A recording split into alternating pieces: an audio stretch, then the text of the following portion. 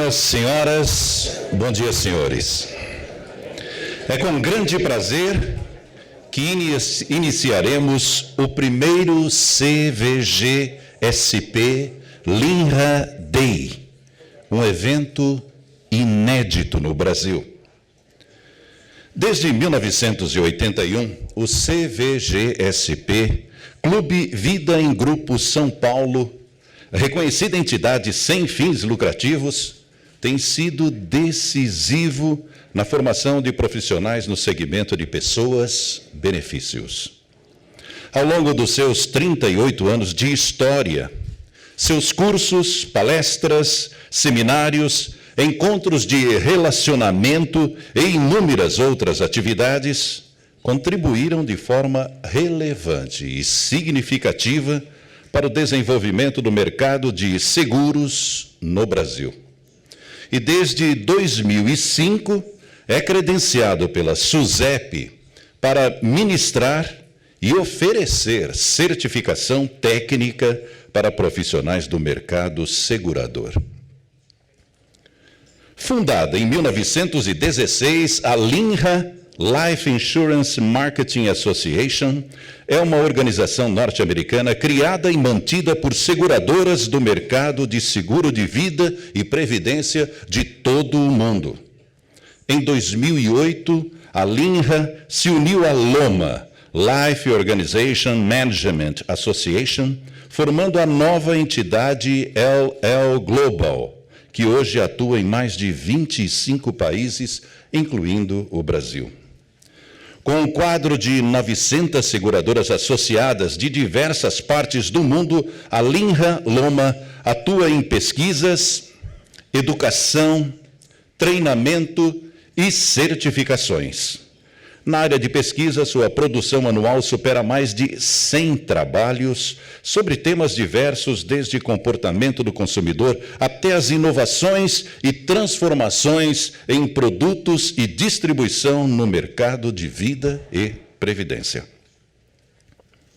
A Limra e o CVG-SP têm muitos pontos em comum. Ambas as entidades atuam na disseminação do conhecimento sobre o seguro de vida e promovem cursos e eventos direcionados à formação e aprimoramento dos profissionais do setor. Tanto o CVG-SP como a Limra congregam empresas da área de seguro de vida e direcionam suas ações ao desenvolvimento do mercado de seguros. Essa convergência de propósitos motivou a união das duas entidades que se comprometem a promover o relacionamento, cooperação e intercâmbio mútuo entre as duas associações, aplicar a expertise das duas associações em conjunto em prol do aperfeiçoamento profissional do mercado, em que ambas têm como objetivo, por meio do desenvolvimento de cursos e workshops, trocar informações sobre padrões internacionais e regulamentação doméstica dos respectivos mercados. Esperamos que todos aproveitem o evento, que irá contar com renomados profissionais de calibre internacional no mercado securitário.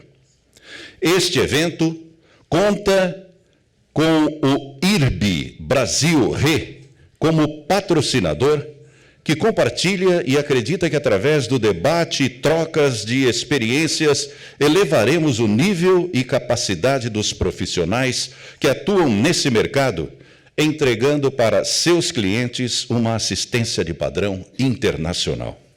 Nossos agradecimentos ao IRB Brasil Re. Senhoras e senhores, anunciamos a presença das seguintes autoridades e personalidades, e nós pedimos que elas, ao serem citadas, se levantem, e que as palmas sejam somente ao final da citação de todos. Agradecemos a presença de Alexandre Camilo, presidente do Sincor São Paulo, que participará também como debatedor do primeiro painel. João Paulo de Melo, presidente do Clube de Seguros de Minas Gerais. João Marcelo dos Santos, presidente da ANSP. Dilmo Bantim Moreira, presidente do Conselho Consultivo CVG-SP. Paulo Menberg, diretor do IBRACOR. Maria Helena Cardoso Monteiro, diretora ENS, Escola Nacional de Seguros. E Rony Martins, gerente regional da ENS. Por favor, uma salva de palmas.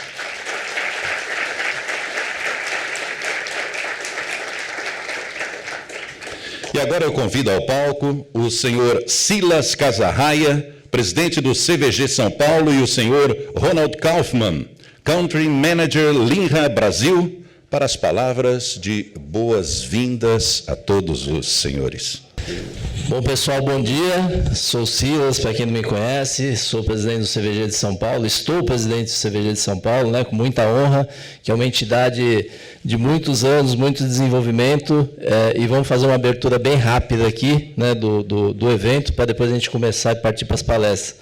Só queria, de fato, agradecer a presença de vocês todos, agradecer o apoio, de fato, de vários integrantes aí da nossa diretoria e das companhias que trouxeram alguns convidados, Agradecer também o apoio primordial aí do IRB, através da Alessandra, está aqui representando com toda a equipe, vai ser debatedora também, mas agradecer pelo apoio do IRB nesse grande evento.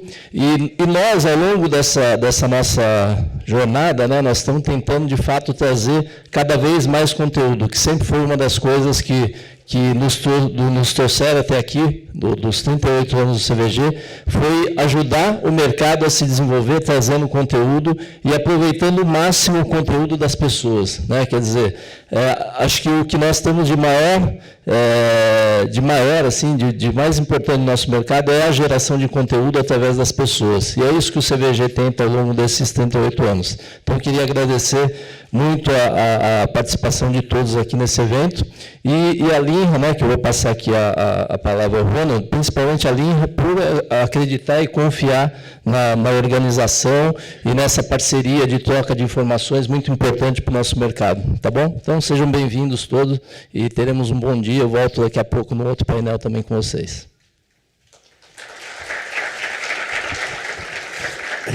Bom dia a todos e muito obrigado por comparecerem a esse evento. Em primeiro lugar, eu queria agradecer ao CVG, na pessoa do Silas e toda a sua diretoria, pela possibilidade que temos a partir de agora.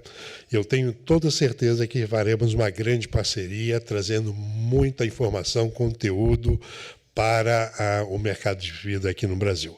É um prazer muito grande que eu tenho pessoalmente em representar a Limra aqui no Brasil, organização centenária, sempre voltada e dedicada ao estudo das atividades do seguro de vida e previdência, não só nos Estados Unidos, mas no mundo inteiro.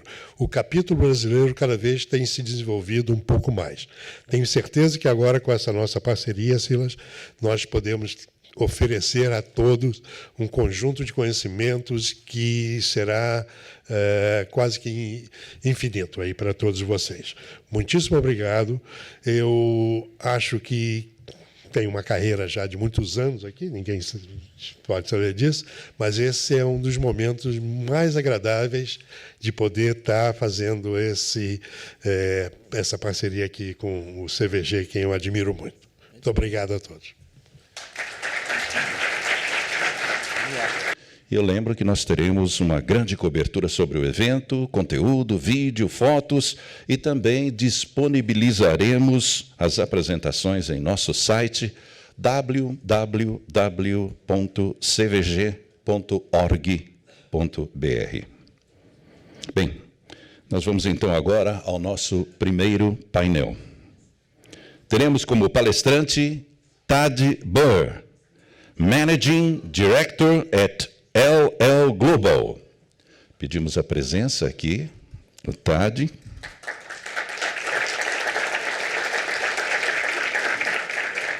Para atuar como mediador, Gustavo Toledo, diretor de Relações com o Mercado do CVG São Paulo.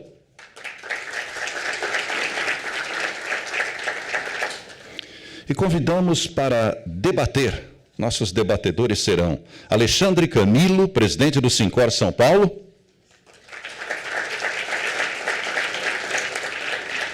E Ronald Kaufman, Country Manager, Linha Brasil. Por favor, você comanda.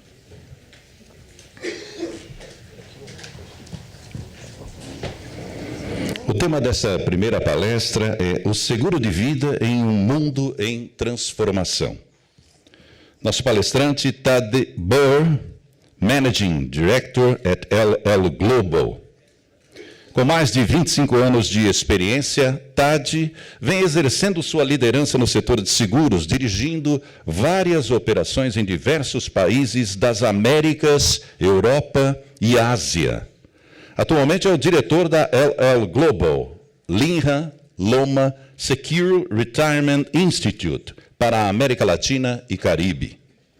Anteriormente foi responsável pela prática de aposentadorias e pensões da Mercer, MMC, na América Latina. Também liderou a expansão dos negócios de saúde, dental, seguros de vida e invalidez e gerenciamento de riscos de saúde da Aetna Incorporation, na América Latina e Caribe.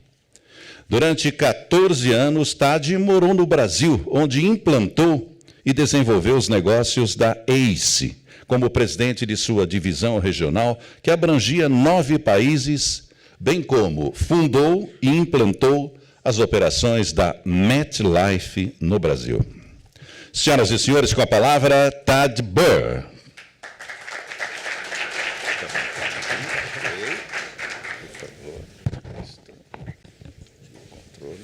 Bom dia. Welcome to the event. On behalf of Limra, I just wanted to add my thanks to Silas, to Gustavo, to CVG, to the sponsors, to all of you for being here.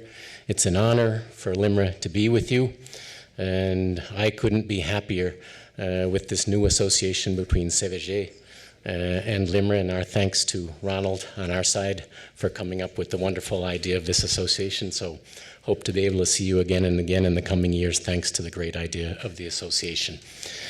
As the Master of Ceremonies said a long, long time ago, in a place not very far from here, in fact here, I did spend 14 years of my life in Brazil. I like to tell you, I tell everybody that they were 14 of the best years of my life. And so I'd just like to tell you a brief little stories to start about the idea that I had that I might be able to do my presentation in Portuguese. Because after 14 years, I felt that I had the most perfect Portuguese imaginable for a foreigner, someone not born here in Brazil. My colleagues gently informed me that my Portuguese might never have been perfect. Maybe it was more correctly called Portu-me than Portuguese. And that maybe in the 10 years or so that have passed since I've been in São Paulo, it could have deteriorated a bit. So maybe for the benefit of everyone, since I imagine that your English is much better than my Portuguese ever was, and since CVG has been nice enough to provide translation, with your permission, I'll do the rest of the presentation in English, but I would love to listen to your questions in Portuguese if you have any, and tomar café and conversar in Portuguese if you would like to. So again, thank you for having us. The name of the presentation is Our World of Megatrends. It's a presentation that basically takes data from Limra, as you know, as you heard. I'll talk a little bit more about Limra at the start, but Limra is a global entity that exists 100 years, for more than 100 years. One of its main purposes is to provide market intelligence to the executives of its member companies. And so this presentation will consist of data that Limra either has produced, has gathered, conference givers in Limra conferences have shown, and that I will reproduce with their permission, and data from other sources. I think as a subtitle for the presentation, it's going to talk about trends in our world, trends in insurance, and their probable impact on our business. And I think as a subtitle, we could say that the future probably, in spite of a lot of mega trends that are changing our world, the future probably is predictable, but it will not be, under any conditions, status quo. So hopefully we can have an interesting conversation about that today and get a good debate going. I was hoping I could spend 5 minutes or so on an introduction, including a little more about Limra.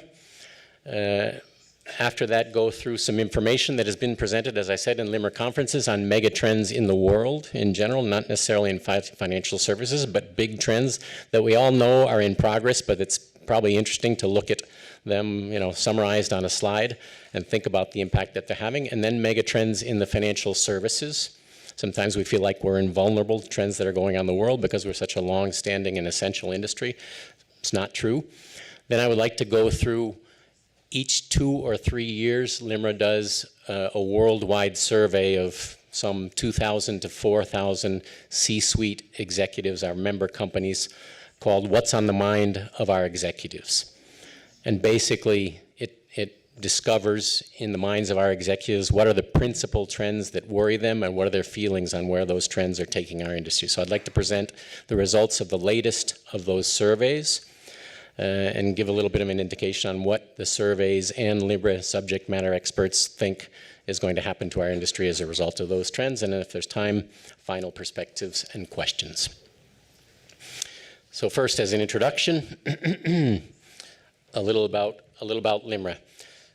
I'm proud to present Limra, which we feel is the world's largest and one of the world's oldest industry associations for life and pensions and to a certain extent benefits companies. We are a worldwide organization, although we were born 100 to 103 years ago in North America. Have around 2,000 members between Limra and Loma, some overlap. So let's say over 1,000 of the world's top insurers trust in us around the globe. Our membership today could be roughly 2/3, 60% to 2/3 North America. Another large group and growing quickly in Asia, and the balance in Latin America, and some in Europe. Our missions, the missions that our member executives who essentially own us and guide us have charged us with, is to provide market intelligence through research and other sources for member executives, to provide learning and development for insurance industry executives at all levels, and to suggest, provide, and measure quality and standards through benchmarking for the insurance industry. As I said, we've been around for 100 years. We feel that our contact with our member companies gives us perhaps unparalleled perspectives on the world insurance industry, never as deep as our member executives locally, but sometimes broader because we have access to member companies around the world. And we feel that we can support our members providing help in their strategies, market by market, and then we've shown proven results in doing that time after time. And we could tell you more about some of the things we do if you would like afterwards. A little bit more about our team, basically 250 professionals focused on market research, market intelligence in the industry. You all know Ronald. He's been presented. We thank him again for his initiative in producing this session. I would like to introduce you maybe for the first time to Marcelo Assunção, recently joining Limra, is Ronald's associate from 2 months back through the present, and will also be taking care of member relations beyond Brazil in Argentina and Chile. So Marcelo, I don't know if you want to stand up for a second. Thanks for being here. Also would like to present briefly Carlos Murguía, our practice leader in Mexico, also our regional leader for training and development, and you'll get to know him a little bit better because he's also going to present. I don't think he's going to present in Portuguese either. He could present to you in Spanish. He'll probably present to you in an English that's better than mine and myself, ex-resident of São Paulo. So starting out, our world of megatrends. This is material that is basically taken from recent Limra conferences and just kind of gives a retrospective on things that you all know, but it's good to think about every once in a while for a couple hours in a place like this that really are changing our world. I think that we're living in a time, we're probably privileged and challenged to live in a time that's one of those times when the world is changing like never before, maybe more than ever before. It requires commitment, imagination, and open-mindedness from us. So I'd like to talk a little bit about internet and robotics, technology, energy mobility, a little bit on the subject of poverty and wealth. I'm going to say things that may seem obvious or may not. Demographics and health, we know these are big subjects. They're having big impact, and the impact is just going to get bigger. I'll just show you some brief statistics. And finally, trends that are going to affect our business and that are affecting our business. So here we go with some slides from recent conferences. We all know that we're a world that's in the process of becoming connected. As recently as 2010, we really were all not connected in real time. kind of mid-decade, we were approaching half the world connected in real time. And experts presenting at Limra conferences, you don't have to be a great expert to know it, feel that most all the world be connected in real time in a question of a few years. At the same time, our devices are becoming intelligent. We can feel it in our day-to-day. They respond to us. They anticipate our actions. And they are a little bit more slowly becoming connected. So by a time that will happen very soon, us and our intelligent devices will all be connected, and we'll have a world of maybe 50 to 100 billion people and things that are all connected in real time. So it's really a new world. And if you think 20, 30, 40 years ago, maybe when you were in school, it was really nothing like this. So new times demanding new solutions. This is a bit of a graph which kind of describes what the impact is of the internet and how many possibilities the internet opens. Essentially, I think you could define what happens with the internet is your domain is digitalized, right? Your storefront becomes digitalized. And so with that, your cost of having a storefront essentially goes to zero. It doesn't mean people will come to see you automatically, but your cost in being in front of whoever you would like to be in front of drops to zero. So clearly there are advantages. Open source communities form, technologies intersect, and fortunately there are new products and services. You all know them, I'll name several of them, but it seems like a world of advantages. Unfortunately, we all know, and I think we all have to keep in mind, that it also means that existing businesses will be disrupted and can be severely disrupted and can be bankrupted or put into extinction. So there's kind of a barb on the end of the opportunity, and I think that while it's something that is coming a little more slowly to financial services than to other industries, and maybe a little more slowly to life and pensions insurance, particularly life, than other industries, there's no reason to assume that it won't eventually arrive and with big impact. So we have to evolve, or we will be evolved by others. If you want an example of the fact that that's true, here's an example also taken from presentations at Limra Conference. This is print advertising on the left in media over the last several years, 60, 70 years.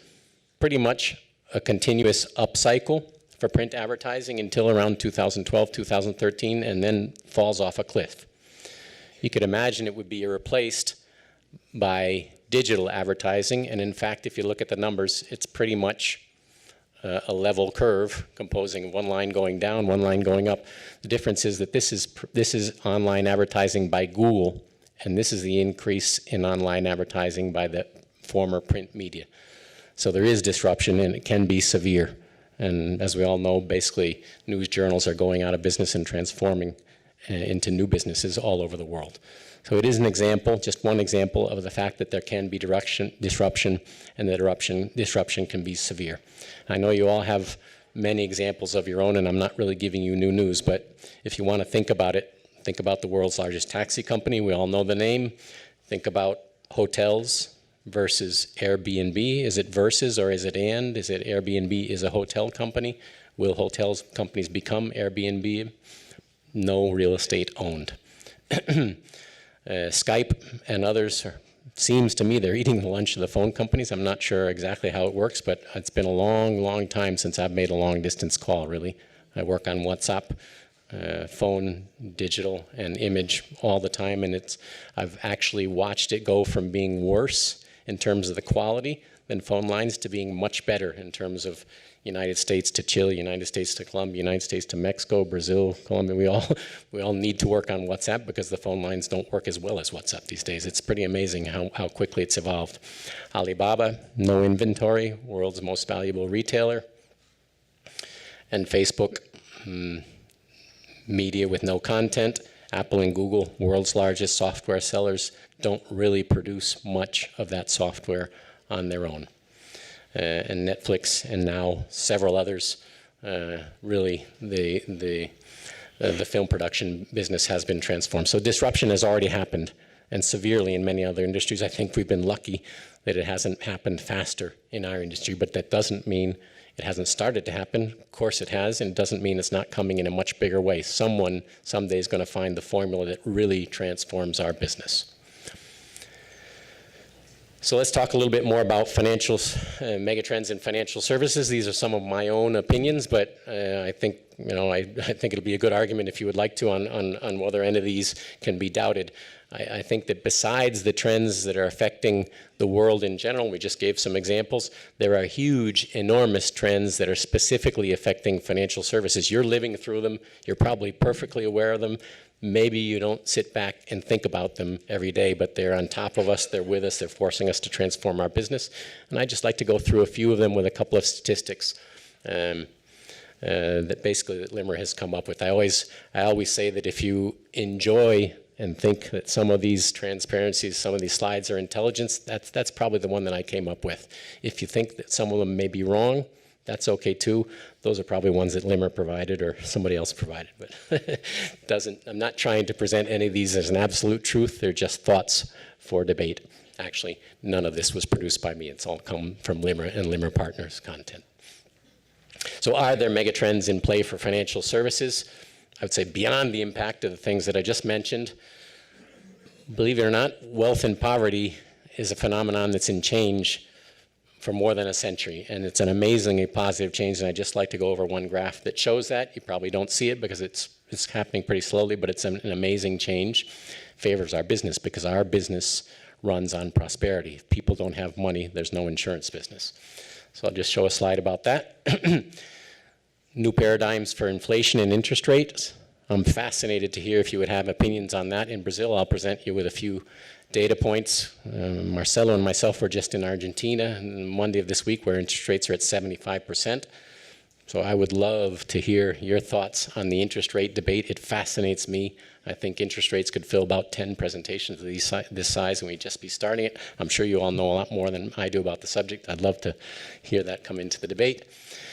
Health technology and health costs. Wow, what an enormous debate that is. It's fascinating. Again, the industry's in transformation in the whole world. No one knows where it's going. Seems to be going in one direction in some countries, another direction in other countries. In some countries, seems to be going two directions at the same time. So I would love to talk about health with you. And our own business, distribution, and product have a couple of examples of changes that are happening around the world in our industry. And finally, there's blockchain. And we'll have a couple comments on blockchain. Not that I'm an expert. I'm not sure if there is an expert on blockchain. Nobody seems to know exactly what it is. Maybe one of you is and could help out on that. So here's just a data point on poverty. The question is, will poverty give way to wealth in our time? And here what we have is from an organization called Carpe Diem. We have absolute poverty versus wealth, looking at 100% of the world population as a percentage in each case, going way back to 1820. And so I don't know if you all feel the same way that I do, but sometimes I personally feel impoverished. 4 kids, born in Brazil, a big house in Miami, nearing retirement, hopefully, uncertain of the future. Sometimes I feel like a threatened species, and I think we all do. But I think we all have to realize that we are all wealthy and we should all be thankful. Here's the graph of what it looks like to look at absolute poverty as a percentage of the world going back more than 100 years. Basically in 1820, everyone was close to absolute poverty and hadn't changed much by 1900, hadn't changed much by 1950. Several wars in countries, 2 world wars in progress. All of a sudden after 1950, it began to change. A jump to only 26% of the world in the year 2000, and believe it or not, less than 10% in the year 2015. I say believe it or not, less than 10% because sometimes it seems hard to believe. We see poverty all over the place. Sometimes, like myself, if you're a paranoid type, you feel that you are impoverished. Really, the world is a changed place, and it's changed for the better for all of us and for the insurance industry, because if you think about it, all of the segments of the insurance industry run on wealth. If we didn't have things, we wouldn't need to insure them. And although we represent life insurance companies, it's also clear that life has to have financial value for life insurance companies to be around. So it's great news for our industry that the world is definitely becoming a wealthy place, and I'm sure that is going to continue because the trends have quickened, not only using financial indicators, but using other indicators, health indicators, all over the world in recent years. It's really a beautiful phenomenon to watch. It's happening so slowly that you really don't see it sometimes. So it's wonderful news for the insurance industry. So will we all be wealthy and live happily ever after, or will there be tensions in a new wealthy society? It's clear, and again, I think in Brazil, it's much clearer than it is other places because of the huge and successful and courageous debate you've been having about the Social Security system. It's clear that increasing lifespans are going to be a challenge to the wealth of the world. And so here we have just an example, I know you've seen many, about what is happening in Asian countries, and I'll have a couple more data points on Asia and what's happening in the world in terms of what we call aged people today. This is percent of the population that's over 60 years old and going back to 1960. There you can see the population pyramid and projecting out to 2050. And you gotta think that Japan is going towards a situation where 40% of the society is going to be in that category very soon. And I think the rest of the world is going to follow. It's just going to follow more slowly. And if you would like more data on this, Limra's done tons of investigation and can provide some fascinating information. But if you just look at the demographic pyramids there at the bottom, it tells the story. And I think it tells so much the story that if you look on the right, it clearly is a demographic pyramid. If you look on the left, almost got Gustavo's head there, sorry, Gustavo. It's not a demographic pyramid anymore, it's a demographic pentagon. That's what's coming and that's what's here. So even the terms are changing. I don't think, as a person who's approaching 60 years old, believe it or not, you probably think I'm older than 60, I don't think that we can call 60 aged by any means anymore. It's a whole new set of definitions. So what will happen in terms of financing those older ages in the future, given that a lot of the systems in the world are assuming that people will retire around 60, 65? So here's a data point from Asia. Limra recently did a survey on Asian retirement customer attitudes, demographics, and retirement systems. And this is just one slide from that. This is population growth in Asia from 2015 to 2050, as you can see. And you can see that Asia, it's going to grow not as much as you might imagine over that time period. And led by Japan on the negative side, which is actually going to contract in population 15%. Strange to think, but Thailand also, Taiwan also, China also, the famous one-child policy, don't forget about that. China's an aging society, and I think soon is going to follow the path of Japan. Hard to think of that today, but you got to look at Japan, and I do believe there's going to be a similarity with China in the future. And then there's the ones on the other side, India, for example, which is almost, as you know, big as China, 1.3, 1.4 billion, growing 27%. Indonesia, which is almost as big as the United States today in population, growing much, much, much faster. Probably will become the third largest country in the world by demography very soon. Obviously Brazil's there too, but these countries are growing extremely fast. This is the general population. Take a look at the 60-plus population. This is what is going to happen in those countries over the same time period in what we would call aged or retired populations. They're all going to catapult.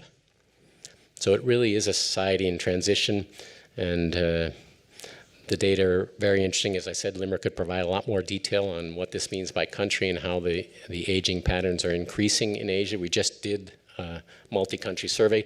As a matter of fact, I'd like to mention we're in the process of doing a similar survey for Latin American countries. Pension demographics, pension attitudes, pension solutions on 6 Latin American countries that will be published in a couple of months. Matter of fact, it's going to be published at our annual meeting in Mendoza, November 4th to November 6th. A little bit of advertising. We hope we might see some of you there. It's going to be the moment when we reveal the results of our Latin America retirement survey. So what does this mean to our industry? And here I've taken a slide from Mercer. Mercer does a lot of work on analyzing retirement trends, retirement systems, the adequacy of pension systems. And I just thought this is one graph taken from their site as public information. They go through an exercise here where they show what countries are in an advantageous position versus a disadvantageous system regarding the old age dependency ratio. You can debate some of their conclusions. I actually don't agree with some of their conclusions, but it's basically the demographic bonus on this side and the demographic onus on this side. And you can see Japan and Italy, they're there for obvious reasons. Indonesia, India, which have huge young populations, they've got a little bit of time on their side thanks to basically baby booms. But interesting to look at, maybe not 100% right. I don't think there is 100% right on this subject. There's only a bunch of data points. What I thought was really interesting is Mercer. Mercer Retirement is basically a huge group of esteemed actuaries. And I've always thought that the actuaries are the primary thinkers in the insurance industries, and I, as a guy who always wanted to develop a product or do a distribution system or move an idea forward, I always thought that the actuaries were the source of truth and that they were the ones who were going to tell me if I could do it or not. And Mercer has some of the best actuaries, I think, anywhere. So I just thought it was amusing to see what their solutions were for this situation here. First of all, level of pension assets being set aside for the future has to increase. Sounds right. Sounds like an appropriate actuarial conclusion, right, Lucia? Second, the pension eligibility age or retirement age might need to increase. Sounds like another appropriate technical solution. Number one solution, old folks are going to have to work. Didn't seem very actuarial to me, but I think the reality is just that big. The definitions are going to change. I think a lot of the crises that are happening in pension systems are going to need short and mid-term solutions, but in the long term, people are going to keep working, and they're probably going to enjoy it, they're probably going to appreciate it, and we're all going to be better off because of it. So here's a couple more data points from Mercer. There are several studies of this type. Allianz does another one. We published another one in our Asia retirement study. This is just a bit of a glimpse on how the Social Security systems are doing in Mercer's opinion from A to E. A is best, E is worst regarding these, an overall category, and then 3 subcategories: adequacy of the Social Security system, sustainability, and integrity. Adequacy means coverage, sustainability means is it funded, and integrity I think basically means does it work and does it change so fast that you can't really count on it. So the US is no example. Chile is an example. You know, I know it's controversial, but I think it is an example. It's fascinating. Mexico's holding its own. Argentina and Brazil, the sustainability obviously is a worry, you know, and I know you guys are all familiar with the situation in Brazil, and I think, you know, Brazil deserves a huge applause because it's had the courage to take the situation to the next level and to deal with it.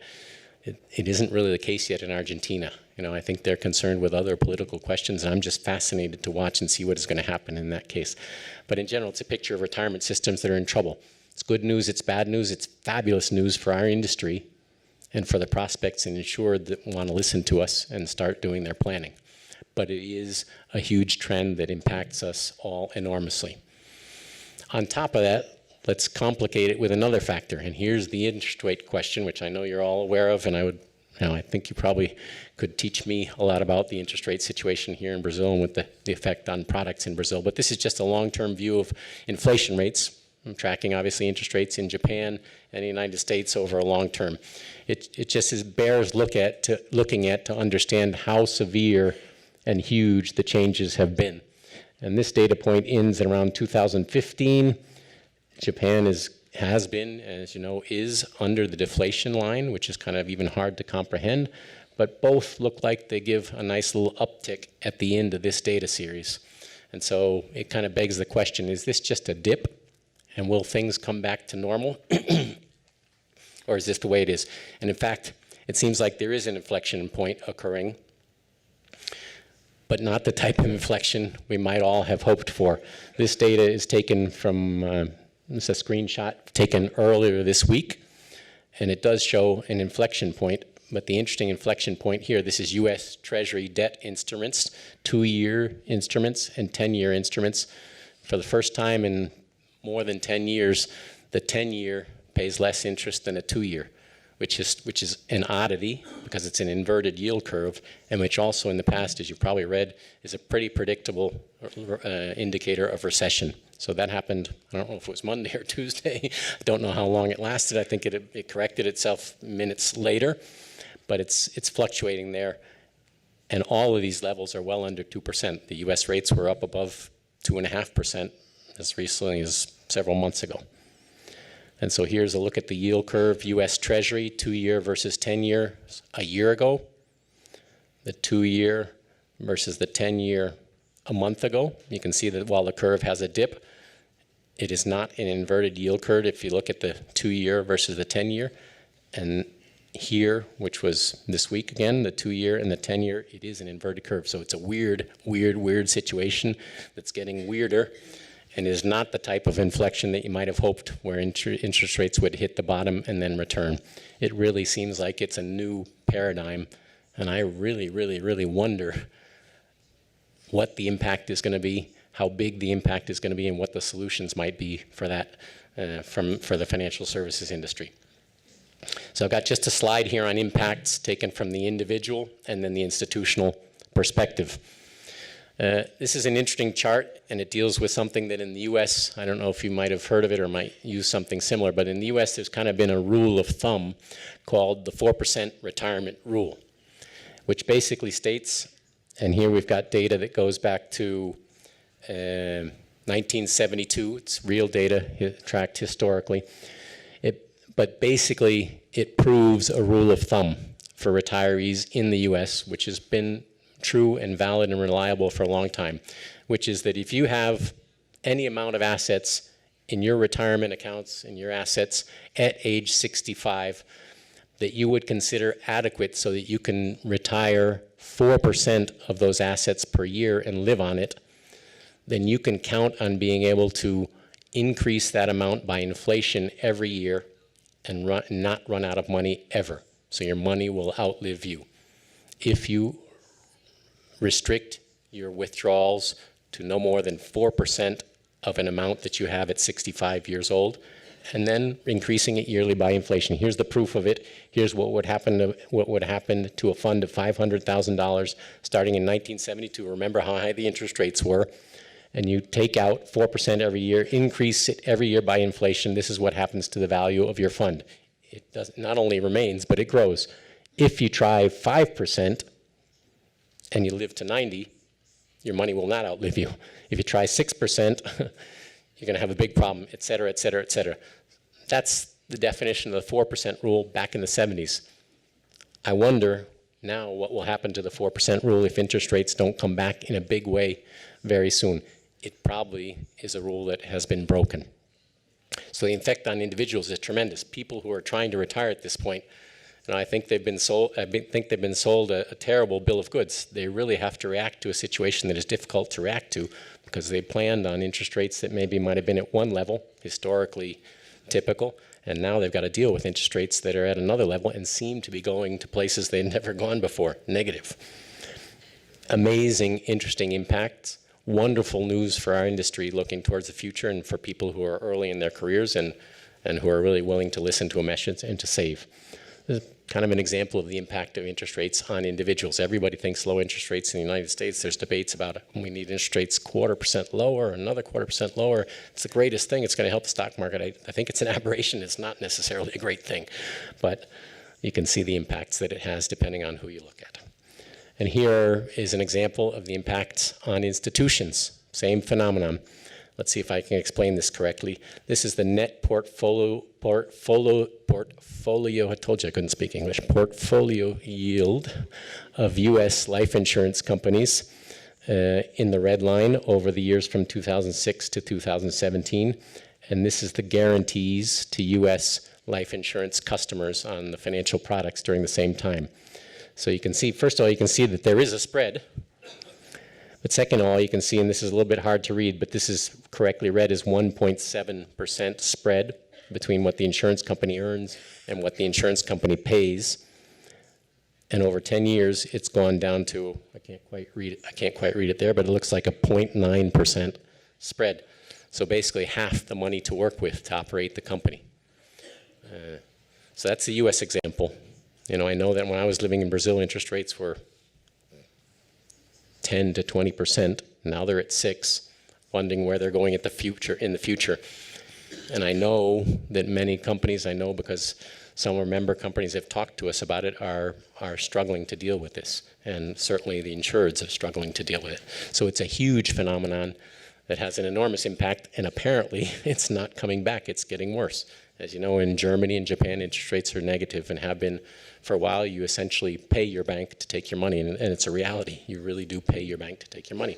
That's why a name like Deutsche Bank is in the news so many times as troubled. It's impossible to believe. It has everything to do with interest rates. To complete the challenge, here's a little bit of data on health. You know, I'm proud to be a permanent resident on my RNA of Brazil, but I'm also proud to be a person born in the US, and I'm very proud that in some senses, in some places, fewer and fewer, the US still seems to lead the world in some stuff. This isn't necessarily one of the greatest ones, but it is a place where the US leads the world. Highest medical expenses per capita. So it's a dubious privilege. It is true. Bad news is that the rest of the world seems to be coming along. The US is around 20% of its GNP, its gross national product, spent on health. And unbelievably, it continues to increase. And you can see that just like Social Security has been at the center of the political debate here for the last several years, the health system in the US has been at the center of the political debate for the last many years and continues to be. It's the #1 issue in the campaigns that are coming up now. It's really an issue to be dealt with, and the causes are fascinating. I have my own opinions on what the causes are for this phenomenon, which of them are irreversible and which of them might be reversible, and how to reverse them. I love the subject. It's a wonderful subject to debate. I don't think anybody has the answers. If you listen to the debates among the candidates for president in the US, it's clear that none of them understands the issue at all. It's a fascinating and tough issue. So what is the impact of that? For example, taking the United States, but it's just an example. I think it's pretty much the same in all the world. Interesting question to debate a little more. What is the impact and who bears it? Here is the increase in premiums per capita for private companies, for individual insureds in health over the years from 2002 to 2018. And the squiggly line is the increase, yearly increase in those premiums. So what you can see is basically it's costing today $6,500, $6,500, what, 25,000 reais or so for an individual to get comprehensive health insurance today in the United States, and it's increasing by a lesser percentage, but if you eyeball the curves, you can see that the amount it's increasing by is pretty much the same as it was back in 2002, 2003, when it was jumping by 10%. The amount is still going up by $300 or so a year. If you want to ask who pays for that, here's some Limra data that begins to tell you, just the first line, and this is a survey that shows between 2009 and 2017, how many employers paid 100% of health insurance for their employees versus how many paid between 10 and 90.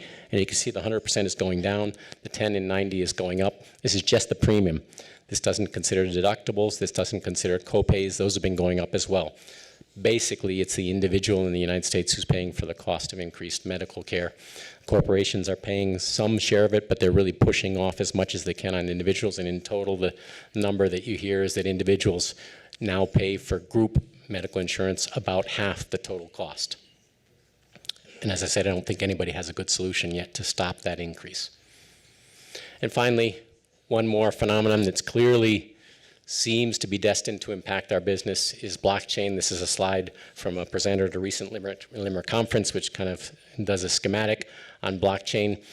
As I get into the survey on what's in the mind of Limra key executives, which is the next part of the presentation, you'll see that blockchain is one of the items that is on the mind. The opinion of the Limra C-suite executives, Limra member company C-suite executives, is that the impacts of blockchain are still a little bit far off. They're still far into the future.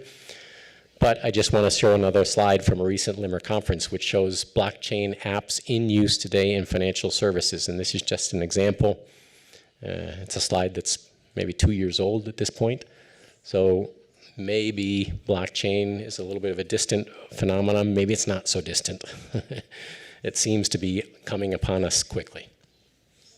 So anyway, end of the first part of the presentation. I just want to go on quickly. I'm not sure how we are for time, but I'll go on quickly into the second part, which is the top 5 trends affecting our business in the minds of Limra member key executives. It's a biannual survey.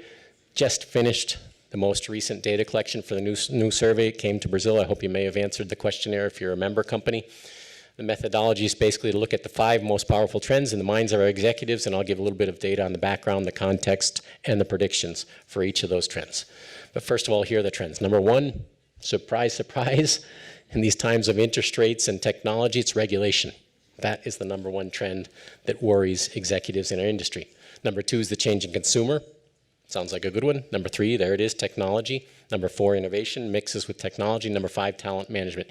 Interesting, many of these have been in the top 5 for several years. Regulation, talent management, technology, they've been around for a while. So, number 1 on regulation, a little bit of a context.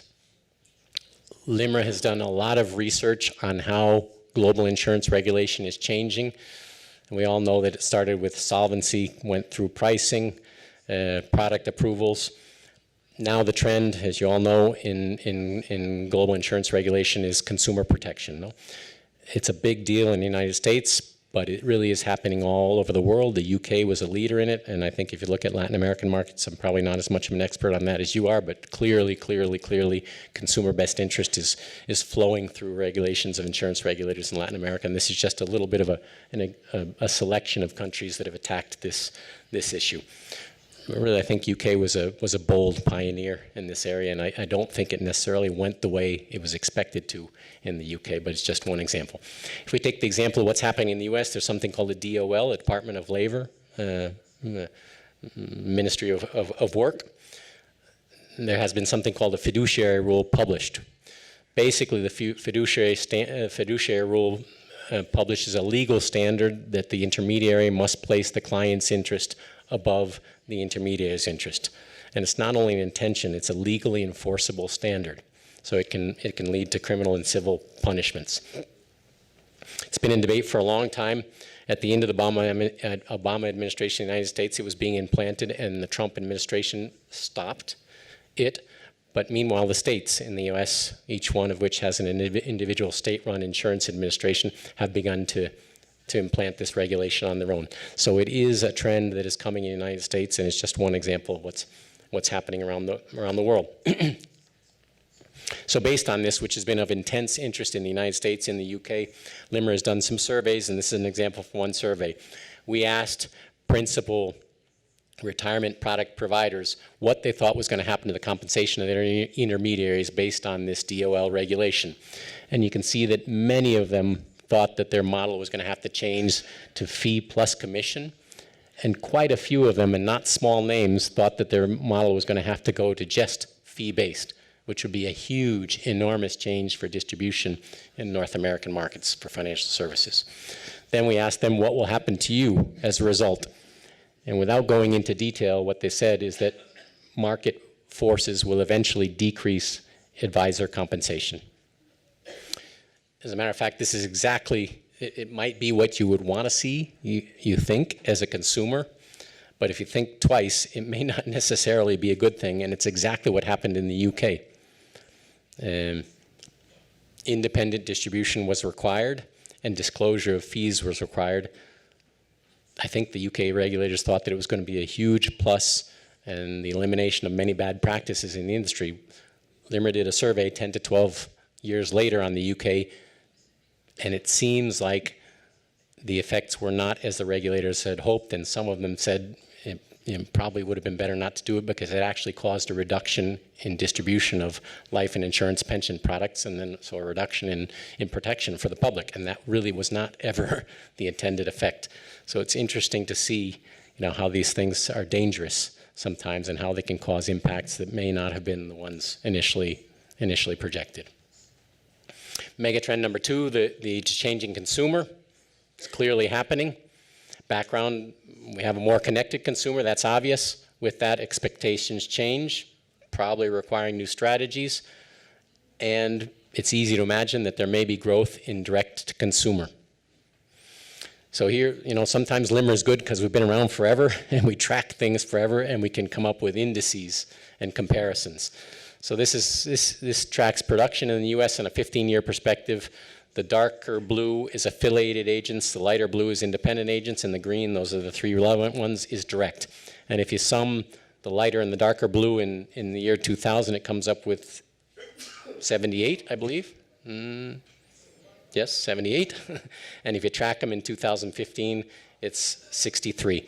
So it's slow, but it is happening. The slack is being taken up by direct distribution. So there is a change happening, we have to grapple with it.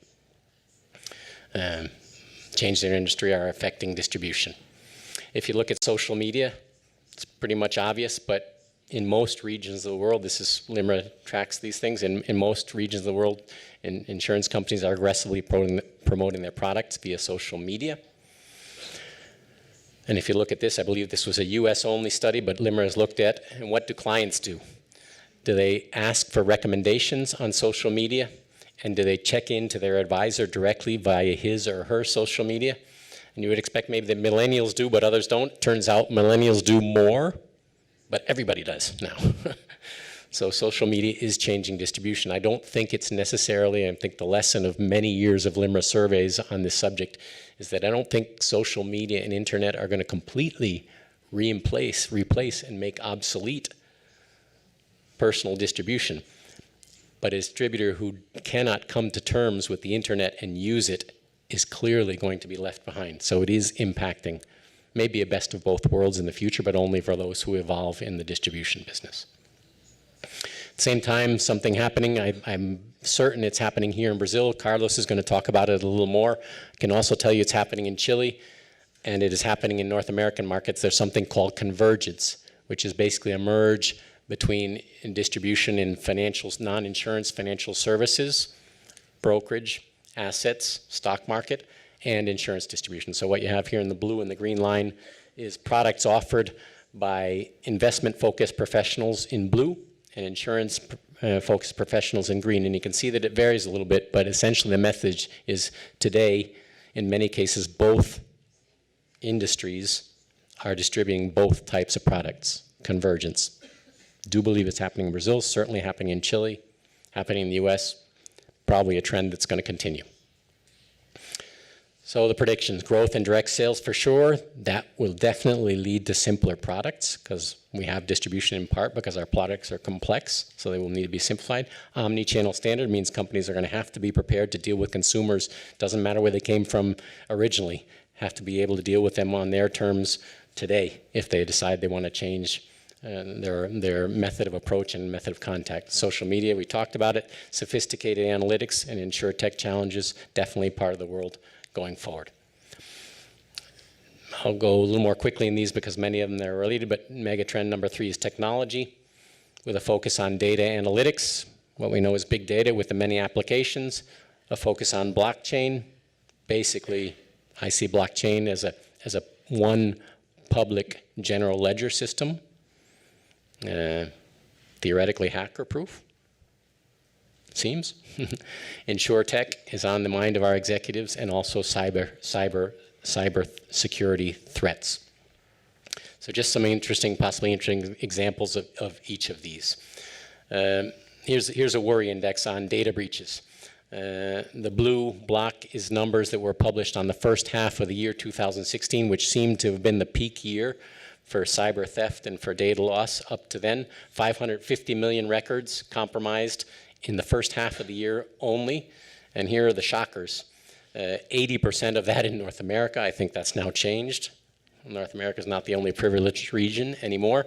40% of it relative to our industries, which is a shocker. And so, you know, if you're wondering whether, in fact, 2016 was the peak year, we have Equifax in 2017. 150 million records compromised, and it is a data management company. Is probably one of the best in breed. It happened to them too, as you know. And this year, weeks ago, Capital One, mid-sized bank in the US, over 100 million records. So it keeps on happening in spite of all the efforts that have gone on. The predictions in the minds of Limra executives, cybersecurity will go from contingency plans, what do I do when it's happened? What do I do with my public relation firms, my marketing firm? What's the impact on business? 2 proactive strategies, and there's bunches of them. You know them well. The 2-factor passwords, I think, are a simple and powerful one. But clearly, none of that is enough, and it will need to continue to evolve. The opinion of Limra executives, Limra member executives on blockchain is that it's exploratory, and that probably big impacts will be years away. Not the opinion of the expert in the Limra conference whose slide I showed you some slides back. So I think the jury's out. It may accelerate, but clearly everybody realizes that blockchain may be a factor in our lives going forward. Data analytics, obviously, you know, every member company I've talked to recently in Latin America is using data analytics for underwriting. I think other uses that are clearly in play are data analytics in prospecting, data analytics in persistency management, data analytics to predict and find cross-sale opportunities. And also there's some extremely interesting examples, one involving AIA in Asia, of how wearables and the use of incentives for healthy activity have allowed AIA to improve its claims experience on health policies and also on life policies, which is hard for me to believe, but they've tracked it, they've measured it, and they've proved it. So it's an extremely interesting example, and I think there's probably more information on that in the Limra site. And then the InsurTech, obviously it helps with the omni-channel experience. Obviously it will address legacy systems and extremely efficient for clients who choose to go through that channel. There's just some interesting compliments, I thought, on InsurTech. This is a survey that was done recently of select examples of recent InsurTech launches. I don't believe it's exclusively North America, but it's probably principally North America, and you can see it by type of service. The number one type of service is a comparison marketplace, what we would call an aggregator. Probably what you would have expected. Number two, InsurTech focus is not what you would have expected, at least not what I expected, infrastructure and back end. Number three, I would have expected this at number one. Auto insurance is going more and more online, markets all around the world. Certainly in the United States, you've heard of Geico. It's now the number two auto insurance insurer in the US. No non-direct distribution. So auto insurance is a likely one. To me, the fourth one surprised me, health insurance as an InsurTech focus. Again, an interesting survey. Here's a little bit of data on how many InsurTechs have been funded in the last several years and how many billions of dollars have been invested. And here's a nice complementary data piece. In Deloitte's opinion, there's some disruption occurring even in the InsurTechs while they disrupt the insurance industry, in the sense that the insurers are now buying up the InsurTechs. So this shows an increasing curve on insurers buying independent InsurTechs. So it's really a huge wave of change going through our industry. Innovation, clearly super related category. I'll go through it quickly. In the past, this is the opinion of our executives, my opinion as well, I don't know if it's yours, we have not been known for innovation, and the preference of companies in the past, if they needed to innovate, they were forced to, is to find an outside incubator, put in some money and let them do it. If it worked, bring it in. If it didn't, not my problem. Not willing to fail. Very, very cautious. I do believe that was the mindset until recently. Now, clearly, that's changed. On a global scale, failure has to be an option because the technologies are pushing their way in, with even some attention given to crowdsourcing. I'm not sure I really understand or believe too much in crowdsourcing, but I know it's occurring. As an example, here are 50 insurance companies that completed acquisitions of InsurTechs in 2015, way, way, way up from 2013 and up from 2014. So it is happening. The InsurTechs are disrupting, and the insurance companies are attempting to disrupt and incorporate the InsurTechs. And if you think about it, that's exactly what happened with the dot-coms in 1999. First, they disrupted industries, and then industries incorporated the dot-coms as solutions. And finally, quickly, talent. Talent is a perennial one. You would think in these days of artificial intelligence and data, talent might be secondary, but it's not. It's always been in the top 5 surveys. And our situation is basically we're a mature industry facing a millennial customer in an age of a lot of technological change. So what does that mean to talent? It means, in the opinion of CEOs, that it's still a critical problem, as critical or more critical as before, with things that may be a little bit obvious. Increasing demand for digital specialists, data specialists, those kinds of professions, decreasing demand for junior and simple roles, including underwriters, administrators. And here's just one final slide. I think this is my next to last slide. Thanks for being patient and tolerant with me. This is a slide also from a recent Limra conference on the impact of technology and disruption on jobs. 50 jobs, 25 industries. And if you look, I don't know if you can see the jobs, but if you can see the 50, many of them have to do with movement, cars, things like that, trucks. Those clearly are in the process of being impacted. But, you know, as I looked through this list, there wasn't really that much that directly impacted insurance until I got to 42, 43, 44. So we basically have three areas in insurance: sales, service, and administration. The three, in the opinion of this futurologist, are going to be severely affected. And you can see that the industries really are industries that have to do with movement. So, you know, if your company's in the auto business, it really is going to be something interesting to watch what happens to the auto business in the future as technology and locomotion come together. So that's it. You know, maybe a lot of worrisome trends, more thoughts and question marks than answers. But as a final slide, I just wanted to give you this from a recent McKinsey survey that was kind of synthesized and republished by Limra. And McKinsey was looking at worldwide insurance industry growth and ROI's profitability levels by region. And guess what? Latin America is seen by the experts at McKinsey as one of the most promising regions in the world. So in the throes of all this change, clearly there's opportunity, and you may or may not have seen it that way, you may or may not have thought of it, but in the eyes of at least some world experts, Latin America is on the forefront of those opportunities, and there is a little asterisk there, which I believe is not cited here, but it says in the study it's Latin America without Venezuela, unfortunately.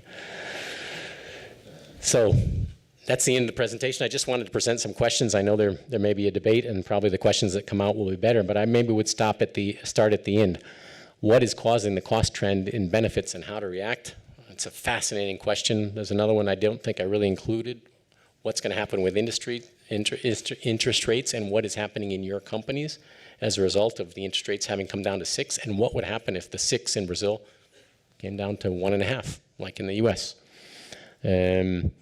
Tech and the effects on admin and on distribution. Will we have cyborgs as distributors? I think we should. People that are still personal, but that use technology. Or will our channels be substituted by digital channels?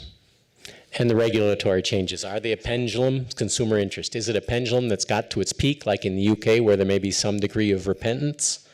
Or will it continue? And if so, where will it continue? That's it for me. I'd just like to say thank you very much for your time, your patience with me. I'm looking forward to talking more with all of you.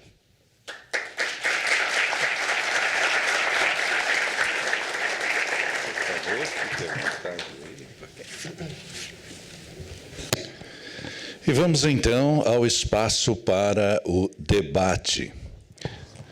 Nosso debate será mediado pelo Gustavo Toledo, diretor de Relações com o Mercado do CVG São Paulo. Nós teremos também a participação de Alexandre Camilo, presidente do Sincor, e Ronald Kaufmann, Country Manager Linha Brasil. E a participação dos senhores através do nosso WhatsApp 963080220. Por favor, nosso mediador. Obrigado. Bom dia a todos. Thad, thanks for your presentation. Wonderful numbers. Nós temos uma, em português, nós temos uma pergunta já do auditório. É importante a participação de vocês, pessoal. Eu vou começar para você, Thad, direcionada a você, a pergunta. Bom dia, gostaria de perguntar a opinião do Thad sobre a indústria do seguro e previdência consultiva. Se ele entende que é a tendência e que deixe de existir em função da distribuição de produtos pela internet. Obrigado, Alanzi Dolabella. Do you understand clearly? Acho que sim. Yeah? Consultiva. Yes. Besides the sales by internet, through internet. What is the tendency? Actually, we were talking about that with Bernardo yesterday, so Bernardo may have more and better comments, but I basically share the opinion that you gave, Bernardo. I think that the technology is related to the consumer's ease to completely and easily understand the product. So, for example, auto insurance, if you look around the world, is the line of business, I believe, if not the line, it's one of the lines that is going direct more quickly. It's happened in Europe 20, 25 years ago, starting in the UK, going through Spain. big success throughout Europe. I thought it would take a lot longer and be a lot less successful in the US, but I'm sure you're aware of Geico. To me, Geico is a phenomenon. I admire what they do so much.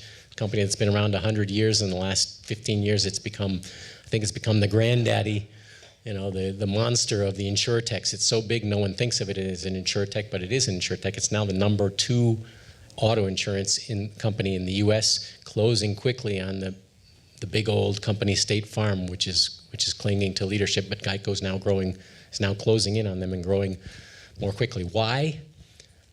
I think it's because a car is a car, and the coverages are pretty much standard and sometimes legally mandated. All you want to know is, how much do I pay? And so it's pretty much a good opportunity for automation. If you think about life insurance, and this really does reflect, I'm sorry, but it reflects the conversation we had yesterday. It's exactly my opinion, although we mentioned it yesterday. Life insurance is as individual as a person. I'm a North American-born person. My wife is Argentinian. Miraculously, I'm not sure how it happened. We produced 4 Brazilian children. I don't know how that happened, actually. I do know. It's a unique situation. My life insurance needs are unique, even for the fact that I now live in the U.S. with an Argentinian-born wife. Tax considerations that are unique to me. Requires an advisor. I'm not sure if I could get the information I need for that very personal situation electronically. And if I could, I'm certain I would not have the patience to go through it myself and make a decision myself. I think it really requires a human advisor because it's totally customized. Does the human advisor need to be equipped to the teeth or to the eyeballs with technology and with solutions and have all the answers to the questions I might find on the internet? Yes. Are all advisors equipped that way today? Not at all. It's a huge transformation. But I do believe that for life insurance particularly and pensions, the transformation is going to be that advisors become technologically adept and that they don't get completely replaced by technology. In life insurance, I think pensions is kind of the same argument. Although I think funds clearly are open to digital. And as you probably know, in the United States, the largest fund providers are Fidelity, Schwab, T. Rowe Price. They were all born in digital experiences, and they continue to thrive. Ok, thank you. Eu gostaria de passar a palavra agora para o Camilo. Acho que tem algumas... Mesmo essa primeira pergunta, né, Camilo? Tem a ver também muito com a sua atividade aí, né? Fica à vontade. Muito obrigado. Obrigado. Bom, meu característico olá a todos vocês. Muito bom dia, muito obrigado pelo convite. Parabéns ao Silas e à diretoria do CVG, ao pessoal do Limra, ao Thad, parabéns pela apresentação. Bem, na verdade eu deveria fazer assim, né? Ufa, que loucura. Eu não sei se eu continuo o debate ou se eu saio correndo para a minha corretora enquanto dá tempo. O mundo está numa transformação, de fato, assustadora, né? E transformação essa a qual nós todos somos agentes dessa transformação. Não são os marcianos que estão promovendo essa transformação, somos nós, em qualquer canto do mundo. Evidentemente, quando essa transformação é gostosa, nos traz conforto pessoal ou alguma situação boa para a nossa vida, como na área da saúde, por exemplo, a gente usa mobilidade e é muito gostoso. Quando impacta o nosso negócio, evidentemente, a gente se assusta. Eu me lembro que participei do Limra no Chile, você estava lá, e aí teve uma palestra de uma empresa de tecnologia, onde, talvez o Kaufman se lembra, não lembro o nome da empresa, onde a pessoa falou dos cargos de trabalho que estavam sendo substituídos por inteligência artificial, etc., etc. E aí, na plateia, só haviam presidentes de empresas, executivos, o grupo seleto como este daqui, e todo mundo admirando, tal, porque isso poderia rentabilizar mais sua empresa, pelas situações todas que vocês sabem. Só que ele disse que no mundo já haviam não sei quantas, mais de uma centena de empresas de capital aberto, com ações em bolsa, que já tinham CEOs, a posição de CEO sendo operada por robôs. Evidentemente, a plateia fez... né? Aí deixou de ser tão agradável. Não sei se você se lembra disso, Calf. Então, é realmente uma transformação que eu entendo que a gente tem que se inserir, né? Não há outra maneira.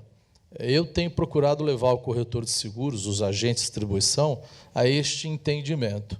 A mudança, a transformação é inexorável e só vai ser extinto aquele que não se adaptar a esta transformação. Agora, independente de todas essas características que foram muito bem colocadas e com muito conhecimento pelo Thad, de mundo e uma visão global, a gente tem que entender aonde nós estamos e trabalhar com aquilo que nós estamos, com recursos, com hábitos, enfim.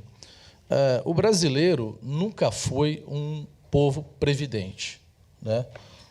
Não nos ensinaram isso. Isso não é instituído no Brasil, o sentido da previdência, de sermos precavidos.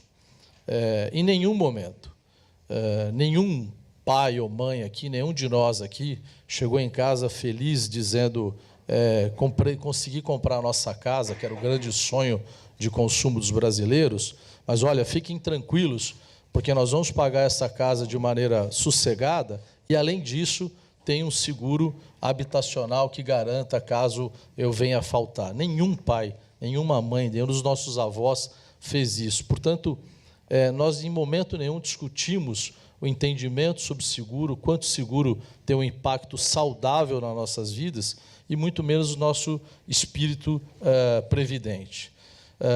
Este movimento todo que está havendo na Previdência Social talvez seja o primeiro grande momento onde o Brasil, especialmente o brasileiro, vai começar a entender aquela história da cigarra e da formiga. Ou você se precavém, ou você faz as coisas que você tem que fazer no verão, ou no inverno você vai morrer. Nós nunca tivemos isso. Então, talvez este movimento da Previdência seja o primeiro grande movimento onde a gente possa explorar um pouco mais isso. Até hoje, especialmente as camadas econômicas mais baixas da nossa população, tinha em mente que tinha que trabalhar, fazer o seu sustento diário, contribuir com a Previdência, porque sabia que, ao chegar na idade limite de contribuição, teria a sua aposentadoria garantida, como teve até hoje. A Previdência no Brasil ela pode ter sido mal idealizada e mal estruturada, mas jamais ela foi mal administrada. A nossa Previdência nunca atrasou sequer um dia de pagamento para ninguém. E isso, evidentemente, aumentou ainda o nosso conforto de terceirizar o que a gente quer para a responsabilidade de outros. Também é uma característica do brasileiro. Então, nesse momento de transformação, sobretudo que a gente tem a tecnologia, eu entendo que o esclarecimento, a presença ainda, se faz necessário ainda essas abordagens de maneira presencial, porque, além de tudo, nosso produto não é aspiracional, né? O nosso produto não é sexy, ninguém acorda pensando em comprar seguro. Então, eu acredito que a gente tem que aproveitar esse momento. A tecnologia nos traz uma oportunidade de expandir conhecimento, de expandir a comunicação, mas ainda entendo que precisa a gente equacionar bem essa questão analógico com o digital. Eu acho que no Brasil ainda tem um espaço bastante grande para a gente equacionar bem essa situação. E não incorrer no erro de a gente, às vezes, ficar muito preocupado e corra que a cuca vai te pegar, sabe? Às vezes a gente vê tanta transformação, tanta coisa, e perde o foco, com situações que, de repente, nem são inerentes à nossa atividade, né? Mas que nos geram um sentimento tamanho de pânico, e pânico gera insegurança, gera incerteza e um estado de letargia que ninguém faz nada. Eu entendo que a gente tem ainda uma oportunidade gigante no Brasil de crescimento da nossa indústria, ainda de maneira equacionada, tradicional, versus tudo que tem pela frente. Nós fizemos recentemente um evento no Sincor São Paulo chamado Agenda Digital, sem querer me estender, e cujo coordenador desse movimento foi o Marcelo Blay, que tem uma das maiores insurtechs, ou teoricamente uma das maiores insurtechs, tem uma reputação gigante por esse movimento, além da sua capacidade profissional, e esta reputação permitiu trazer pessoas de destaque deste mundo digital, desta revolução. E por que essas pessoas estavam lá?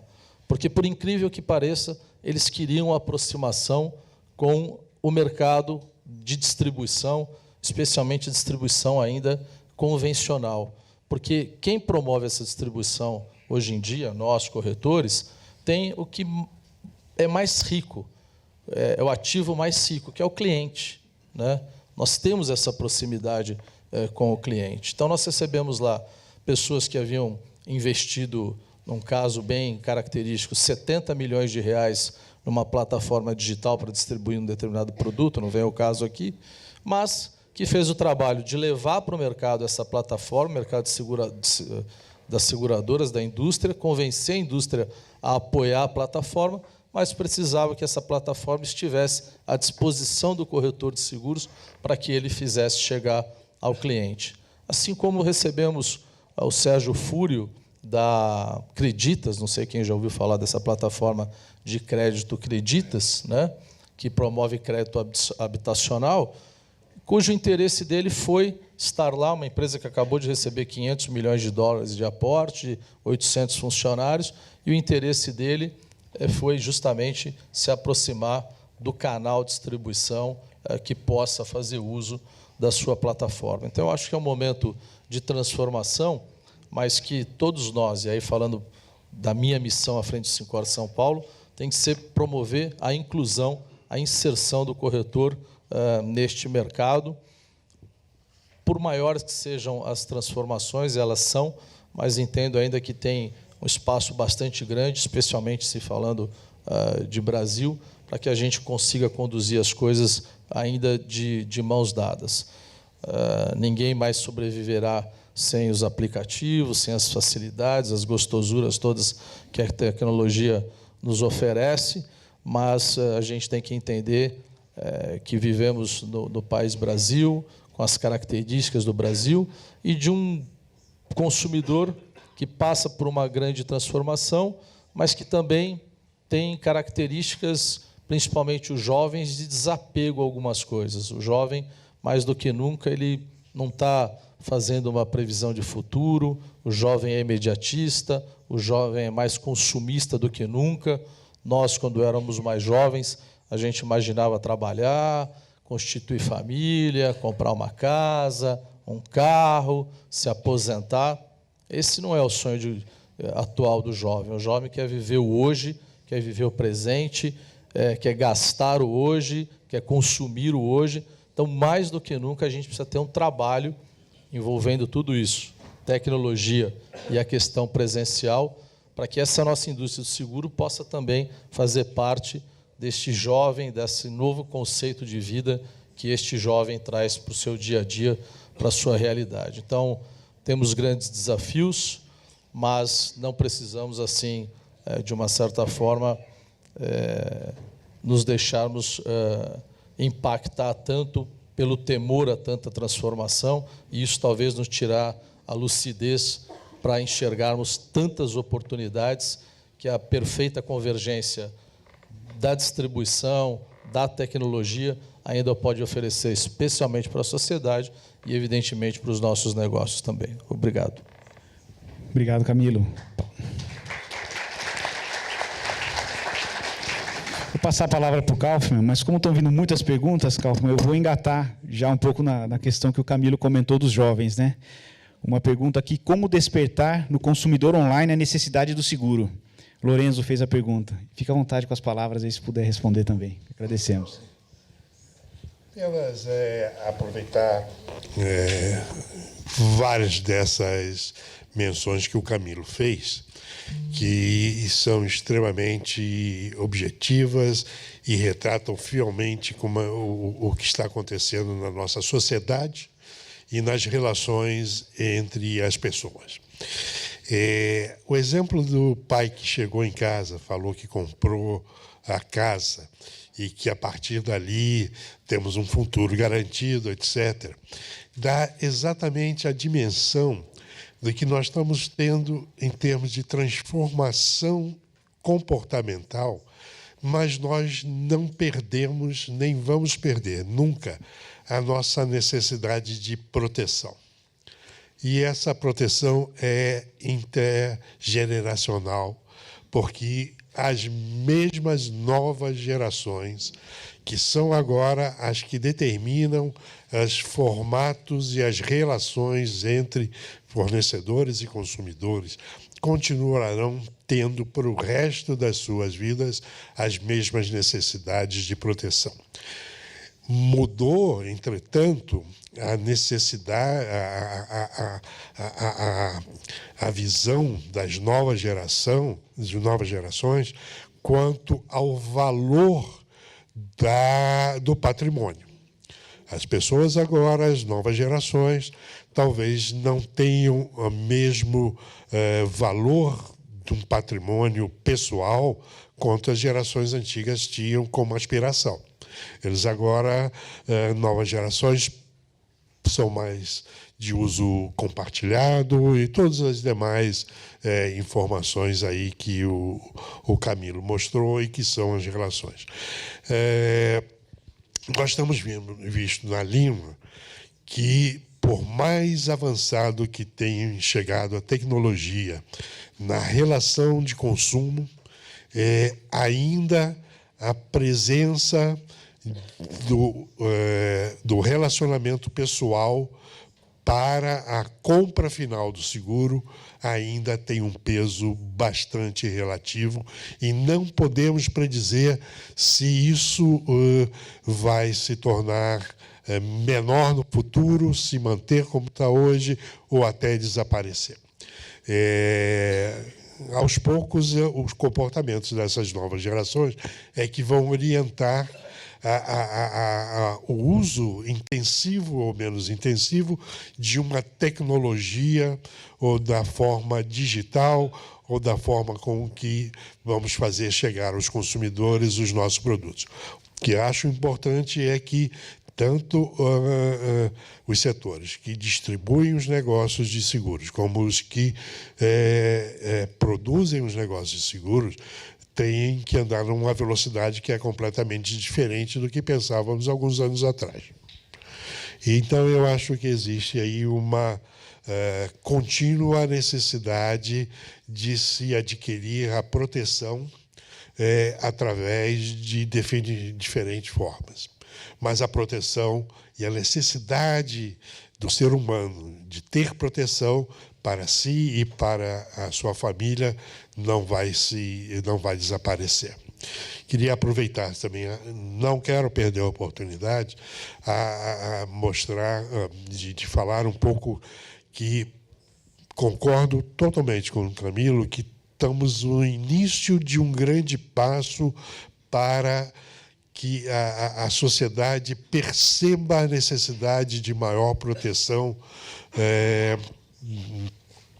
em relação ao seu futuro, com muito mais cuidado, porque se tornará uma realidade nos próximos anos o tamanho do que a Seguridade Social proverá a toda a sociedade.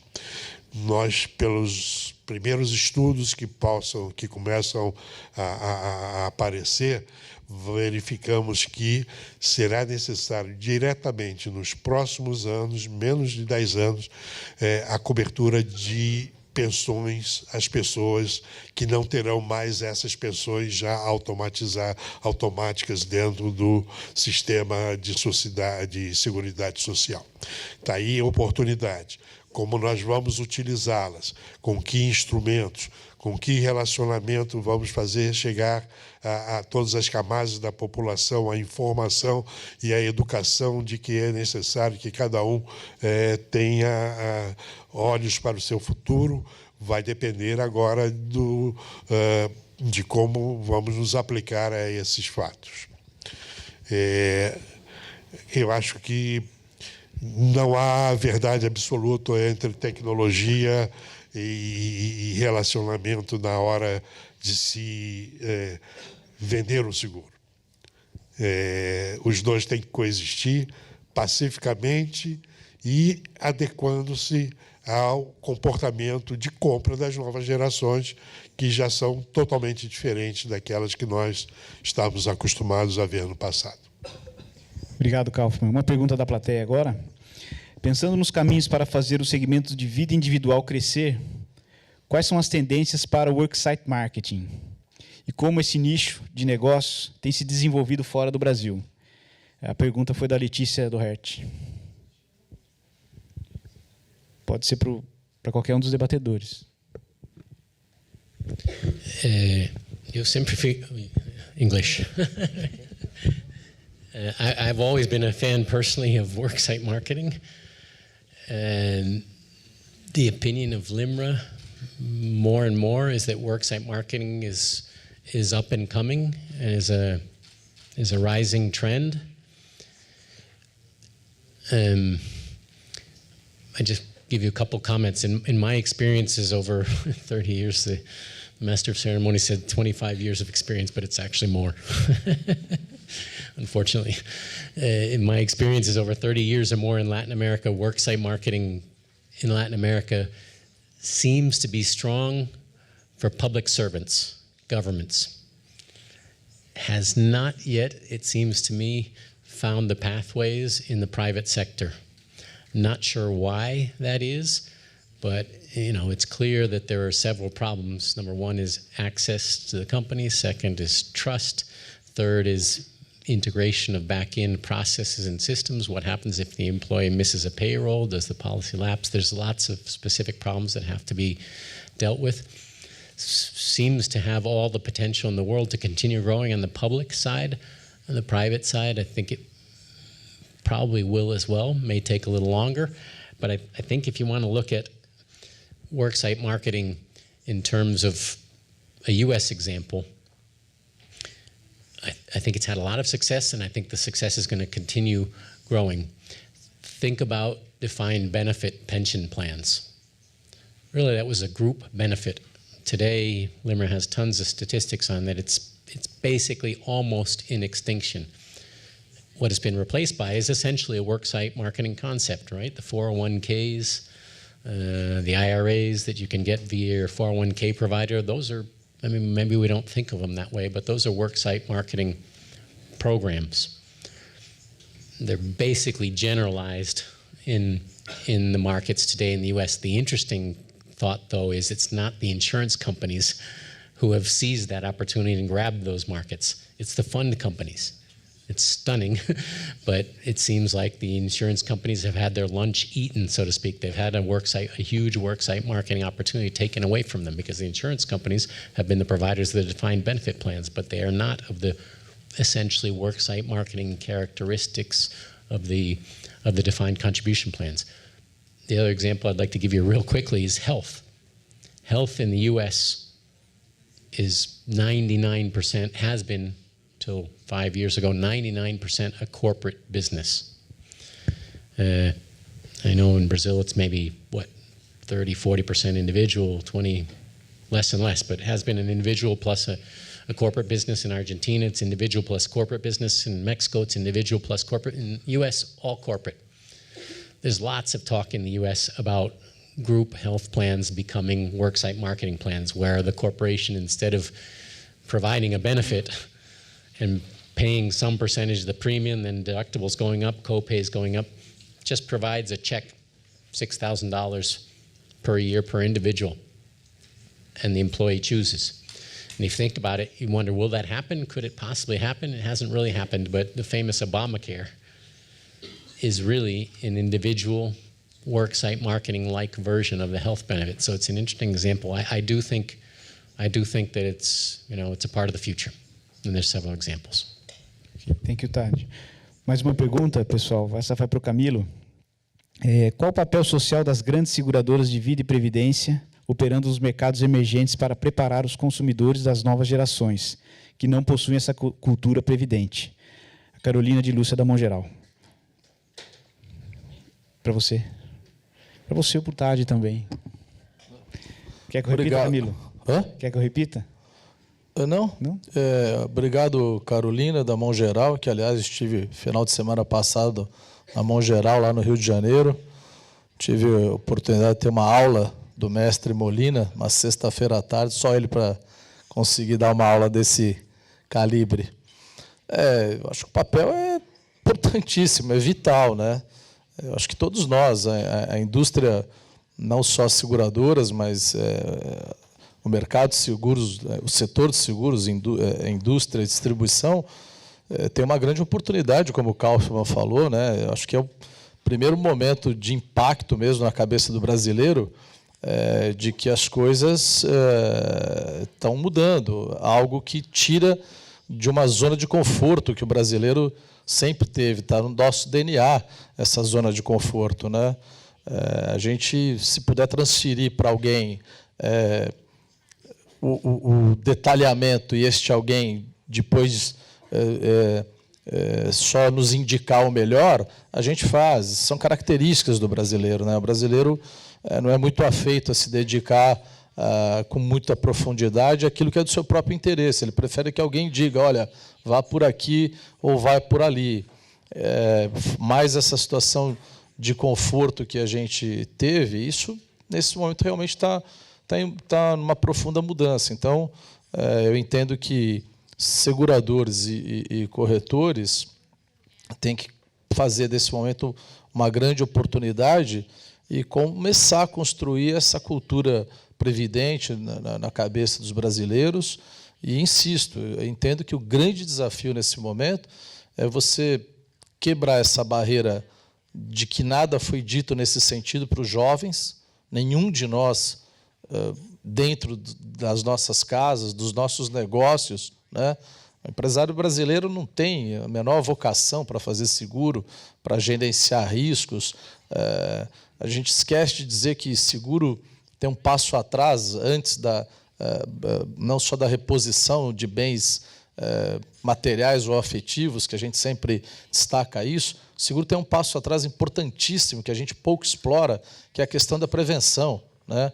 Para o cidadão poder ter um seguro, ele tem que seguir algumas regras. Isso é gerenciar risco, desde a condução de um veículo, a operação de uma planta industrial, a fatores de vida, hábitos pessoais.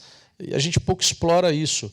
E isso o jovem, infelizmente, não tem. Não tem essa cultura e, neste momento, este jovem não tem uma visão de futuro baseado em propriedade. Ele está calcado mais em uso, em usufruto, em posse, em compartilhamento, mas não necessariamente de propriedade, de garantias futuras.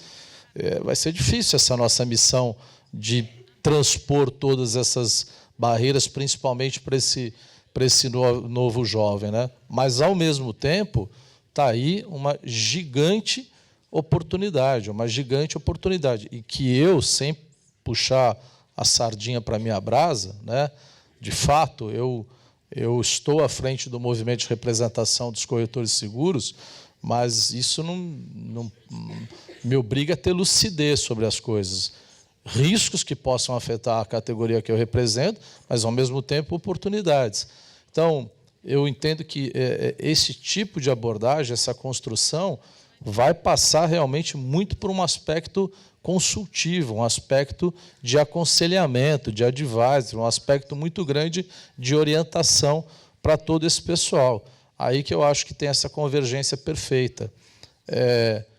No final de semana mesmo, nós vimos dados mostrados lá pela sua empresa, Carolina, onde a venda de seguro de vida tem aumentado, né?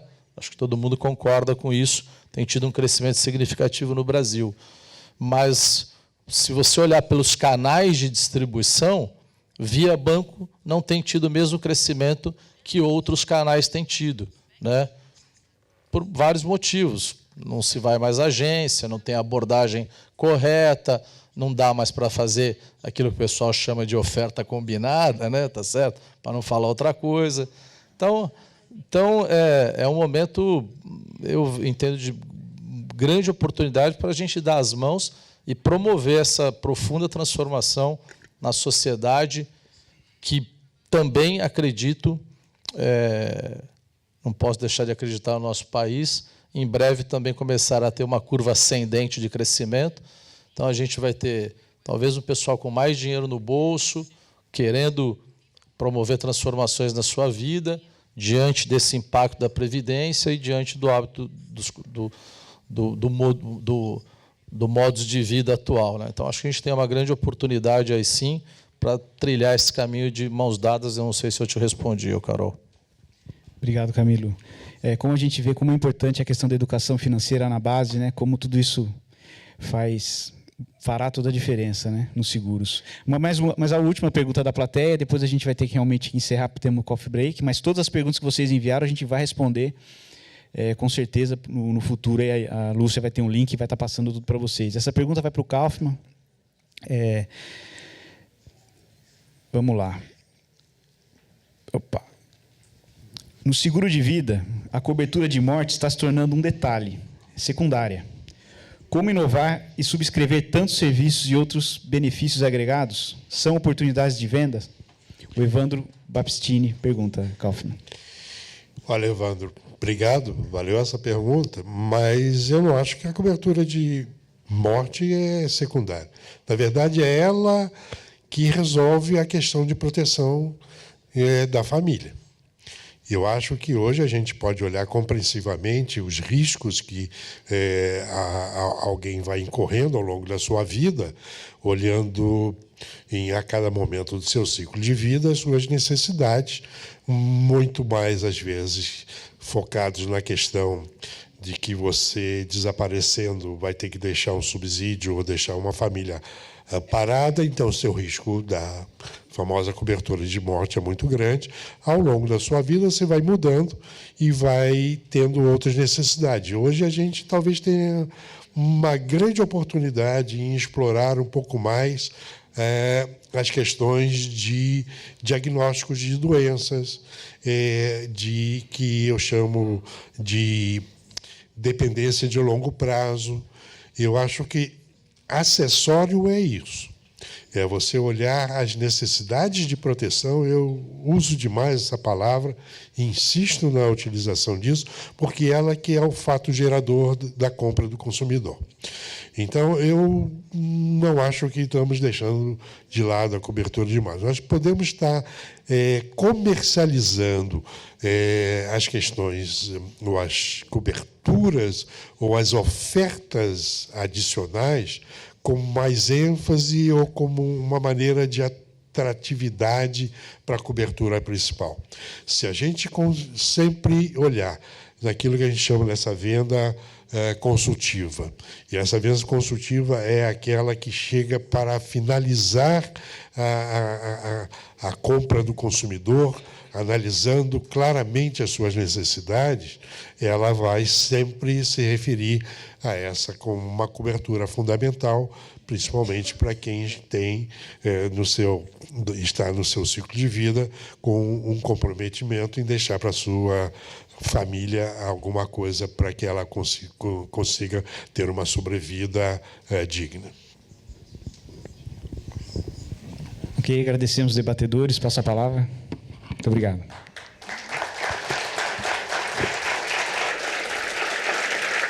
Nossos agradecimentos ao palestrante Thad Burr, Thaddeus Burr, ao nosso mediador Gustavo Toledo, diretor do CVG, e também a Alexandre Camilo e Ronald Kaufmann. Para a apresentação deste tema, nós convidamos ao palco Carlos Islas Murguía, representante Limra, Loma, no México e América Latina. Por favor, venha ao palco.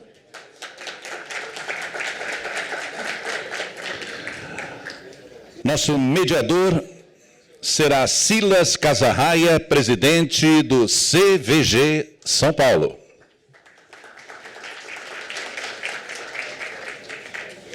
E convidamos para atuar como debatedores Bernardo Castelo, diretor Bradesco Vida e Previdência,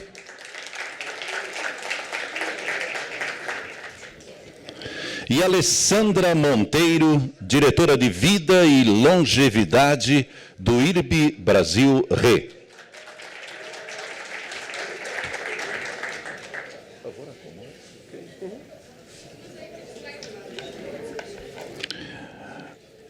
Nosso palestrante, Carlos Murguía, é representante Linra, Loma, no México e América Latina. Com mais de 25 anos de experiência nos setores de seguros e financeiro, atualmente é Master Trainer para a América Latina. Nos últimos anos foi responsável pela Universidade Corporativa e, posteriormente, liderou um canal de distribuição com 300 agentes em 2 cidades do México. Atuou como diretor de gestão de riscos no grupo financeiro Promex Finamex e como agente de seguros na seguradora GNP por 9 anos, com posições de destaque em vendas.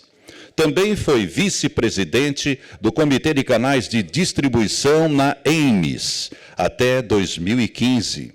Já exerceu a vice-presidência da Convenção Anual da Linra e foi porta-voz na mídia mexicana para promover a cultura do seguro. Formado em Administração de Empresas pela Universidade La Salle e em Psicologia pela Universidade del Valle do México, possui mestrado em Psicologia Clínica e doutorado em Neuropsicanálise pela Universidade Intercontinental. É professor e palestrante nacional e internacional há vários anos. Com a palavra, Carlos Murguía. Gracias. Thank you very much. I'm stand in a great country with an outstanding association and with a great people, so I cannot be more lucky. Thank you very much for your presence here. Well, let me start with this information to share with you some mega trends in insurance. But before I start, I would encourage you to raise your hands if you are a producer of life insurance. Okay, a big applause for you because you are so important. And let me assure you, without a doubt, that this figure, I mean the intermediary in life insurance, at least for Latin America, is going to remain very important because of the level of culture that we have in Latin America. Let me give you an example. Mexico has a primary school average education.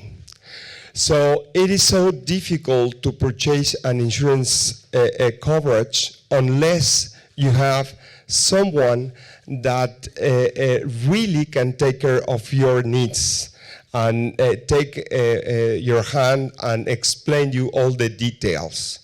And I believe that in Brazil the things are not so different.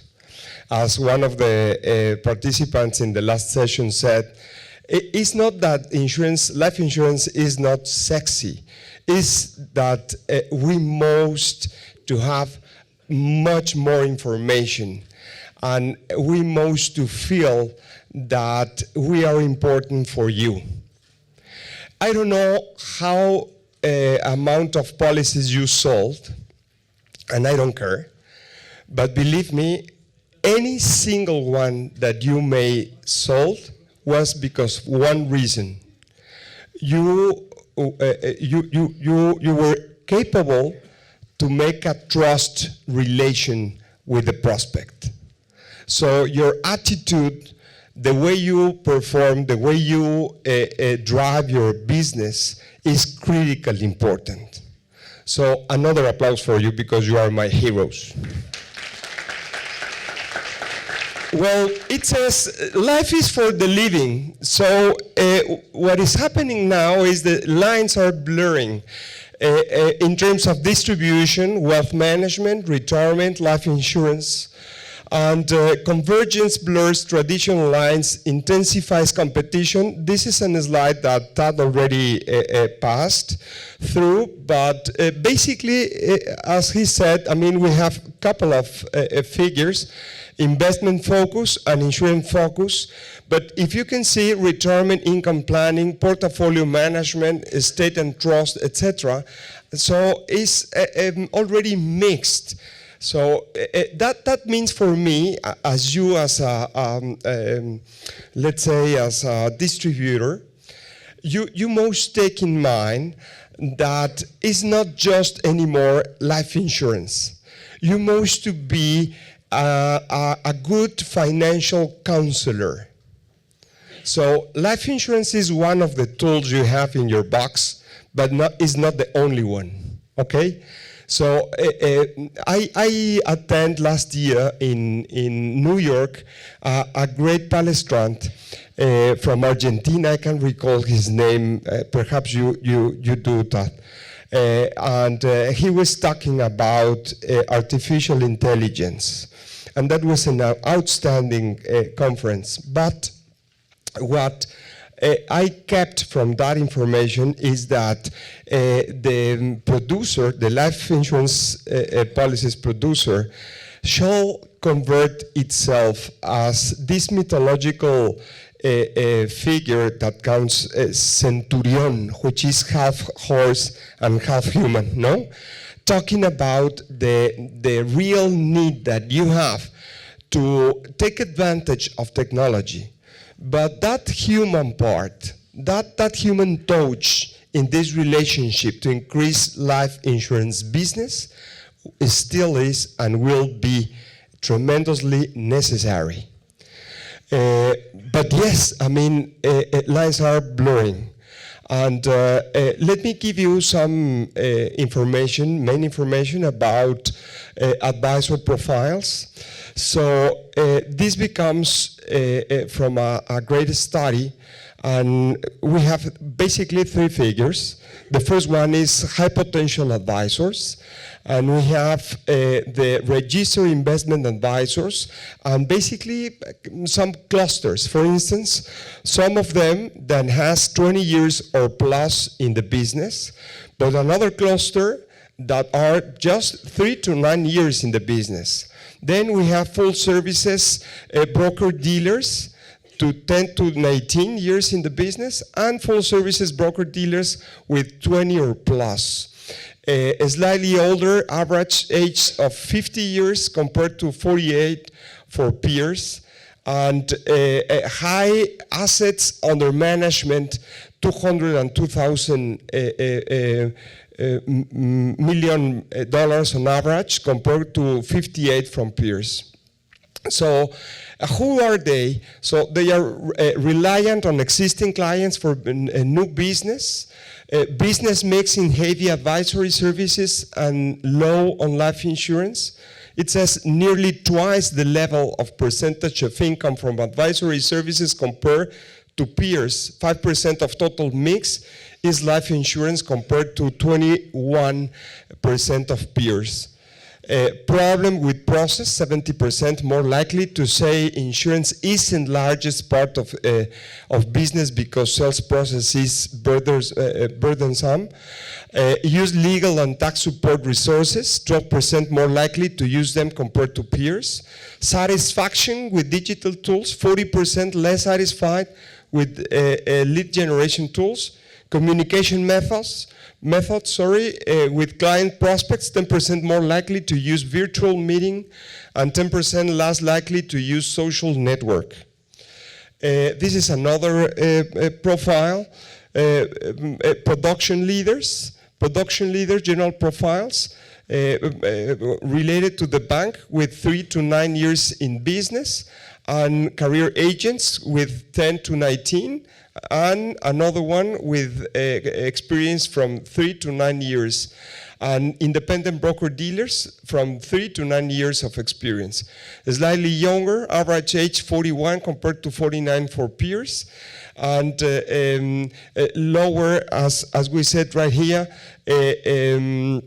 assets under management, 33 million on average compared to 107 million assets managing this kind of numbers. And who are they? New clients, growth trends, twice as likely to get majority of their new business from new clients compared to peers. Focus on insurance, 153% higher percentage of income from life insurance. That's an important figure. And 59% lower percentage of income from advisory services compared to peers. Satisfaction with digital tools, 29%. More satisfied with the lead generation tools and 11% less satisfied with digital tools used to service or support clients relatively to peers. Communication methods with prospects, 54% more likely to use virtual meeting tools, etc. And finally, the third and last is fast movers.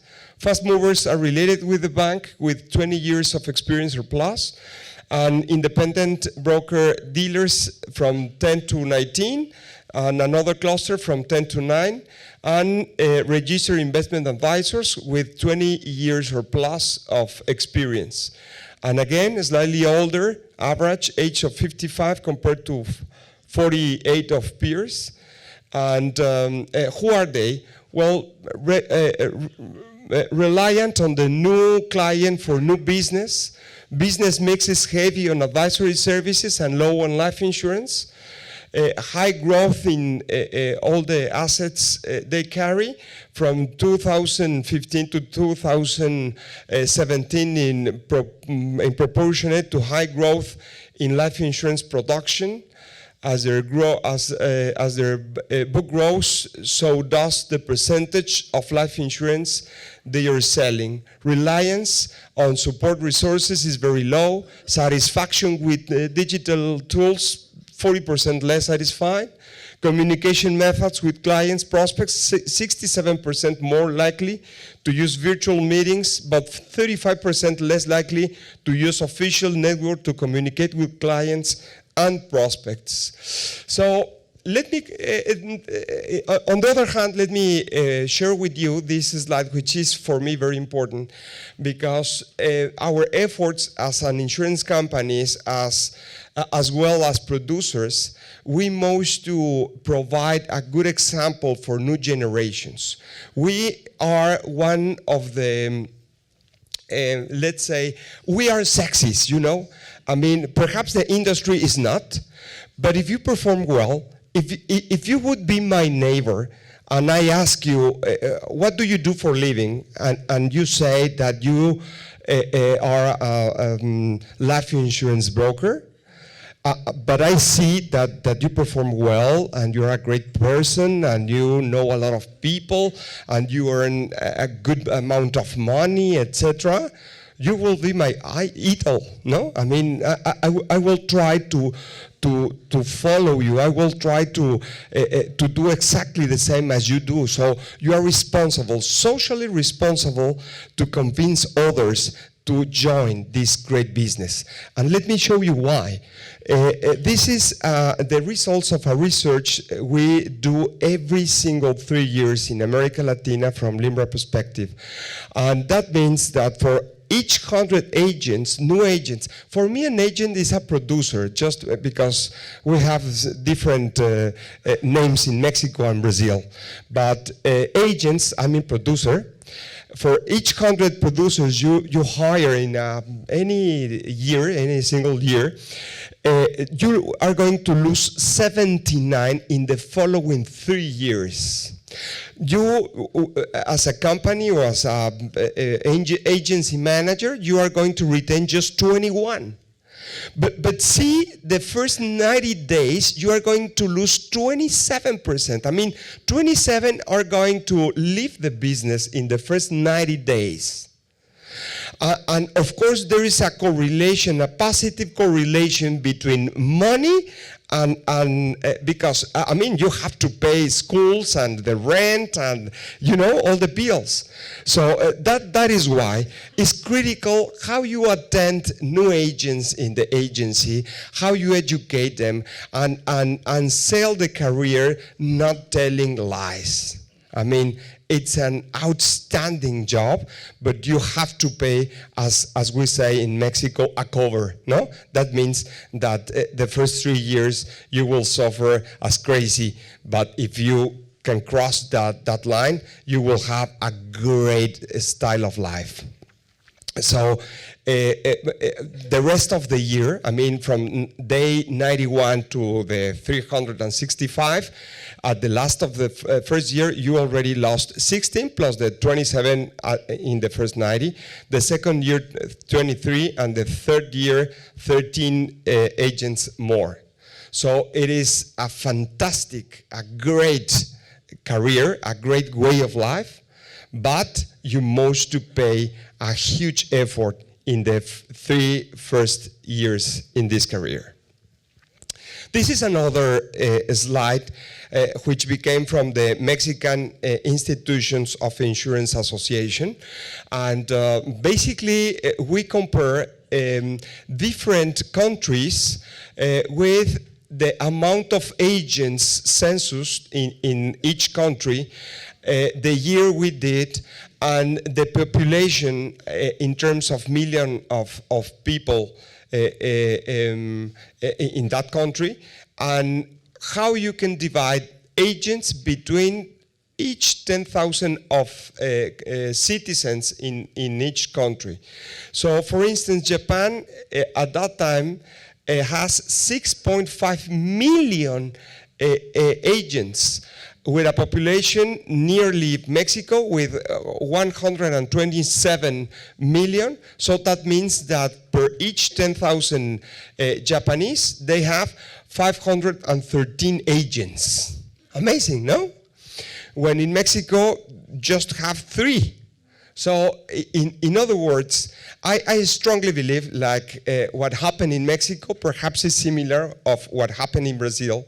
We have 1 or 2 of each 5 or 6 agents we really need to explode or to take advantage of the market that is already fertile, you know? I mean, that have money and needs, but are not reach them yet.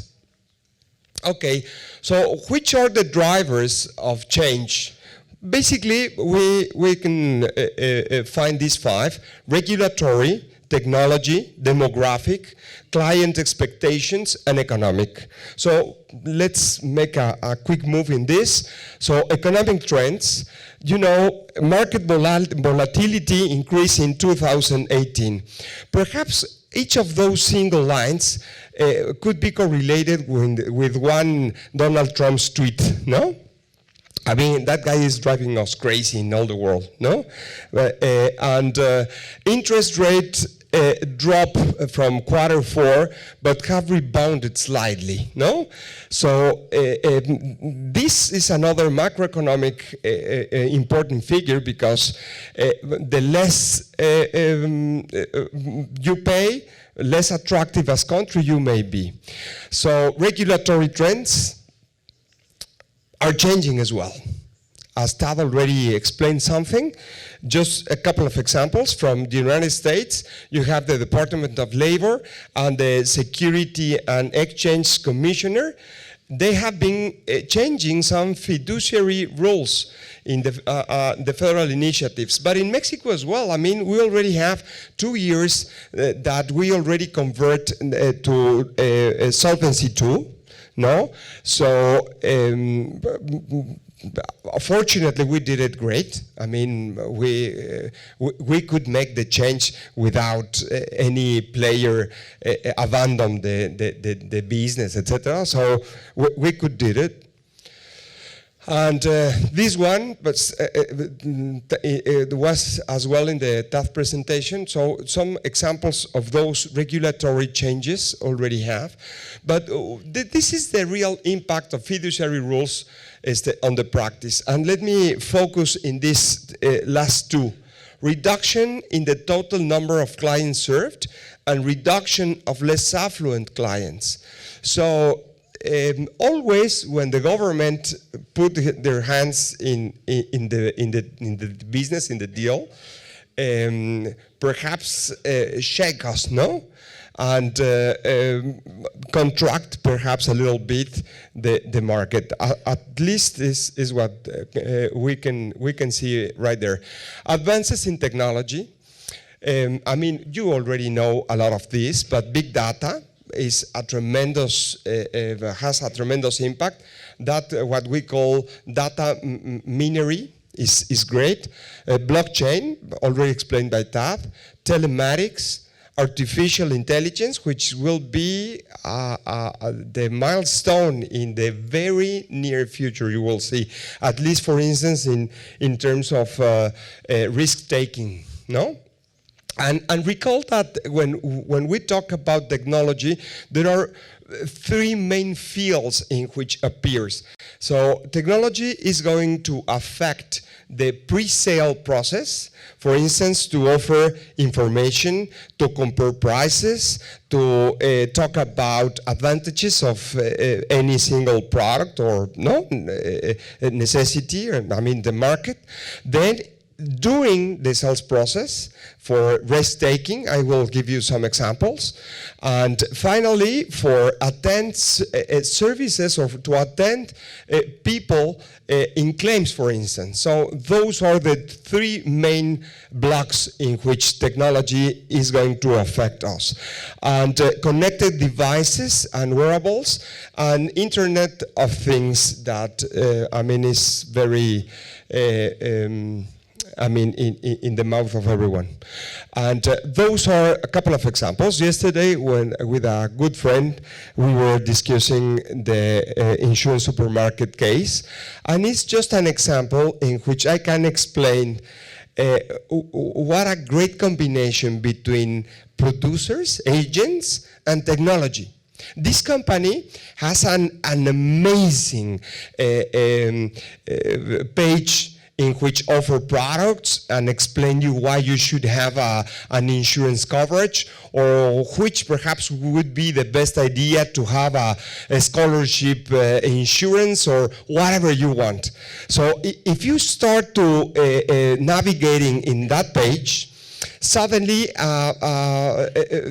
some click is clicking, no? Some advice. If you click in that bottom, you receive in the following 3 minutes a telephone call from a real person saying, I'm wondering why you are looking for a retirement insurance. Are you aware that we have that? No? And if you say, oh, quite interesting, the next question is, if you want, in less than 20 minutes, an agent, a professional agent, a producer would be with you. And if you say, but I'm in the Starbucks here in a corner, I mean, I'm not in the office or in my home, don't worry, we know exactly where you are, and we can offer a professional producer in 20 minutes or less. Do you want it or not? If you say yes, you as an agent receive exactly with the Uber technology and advice. So they tell you are going to receive, well, there is a guy called Thad Burr that is looking for a life insurance coverage, etc. So, and you appear in the eSIN, and it's great. I mean, it's just an example of how can be well mixed your talent with technology. I encourage you to visit their page. It's an amazing, it's a Canadian company, and it's a good thing to see. And this is another example. The other day I was, watching some insurance applications by the smartphone, and I saw this from Lapetus. So if you put in Google demo Lapetus, it's an amazing thing because you can take a selfie, and they can give you, for instance, no, I took my picture, and it says you can expect to live to be 84.7 years. Chance of living to 65, 94%. Chance of living to 85, 55%. And you know, it's scientifically correct. I mean, all the imperfections of your skin give us an idea if you have some illness or not. There is an example of perfect twins. One of them smokes and the other one no. I mean, and you can see huge differences between them.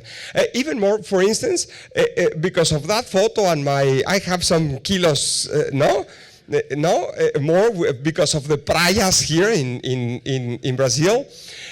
But I mean, they can tell you your life expectations, and they offer you a coverage of $1 million or $1 million with this amount of premiums paid by month. I mean, it's a great thing, no?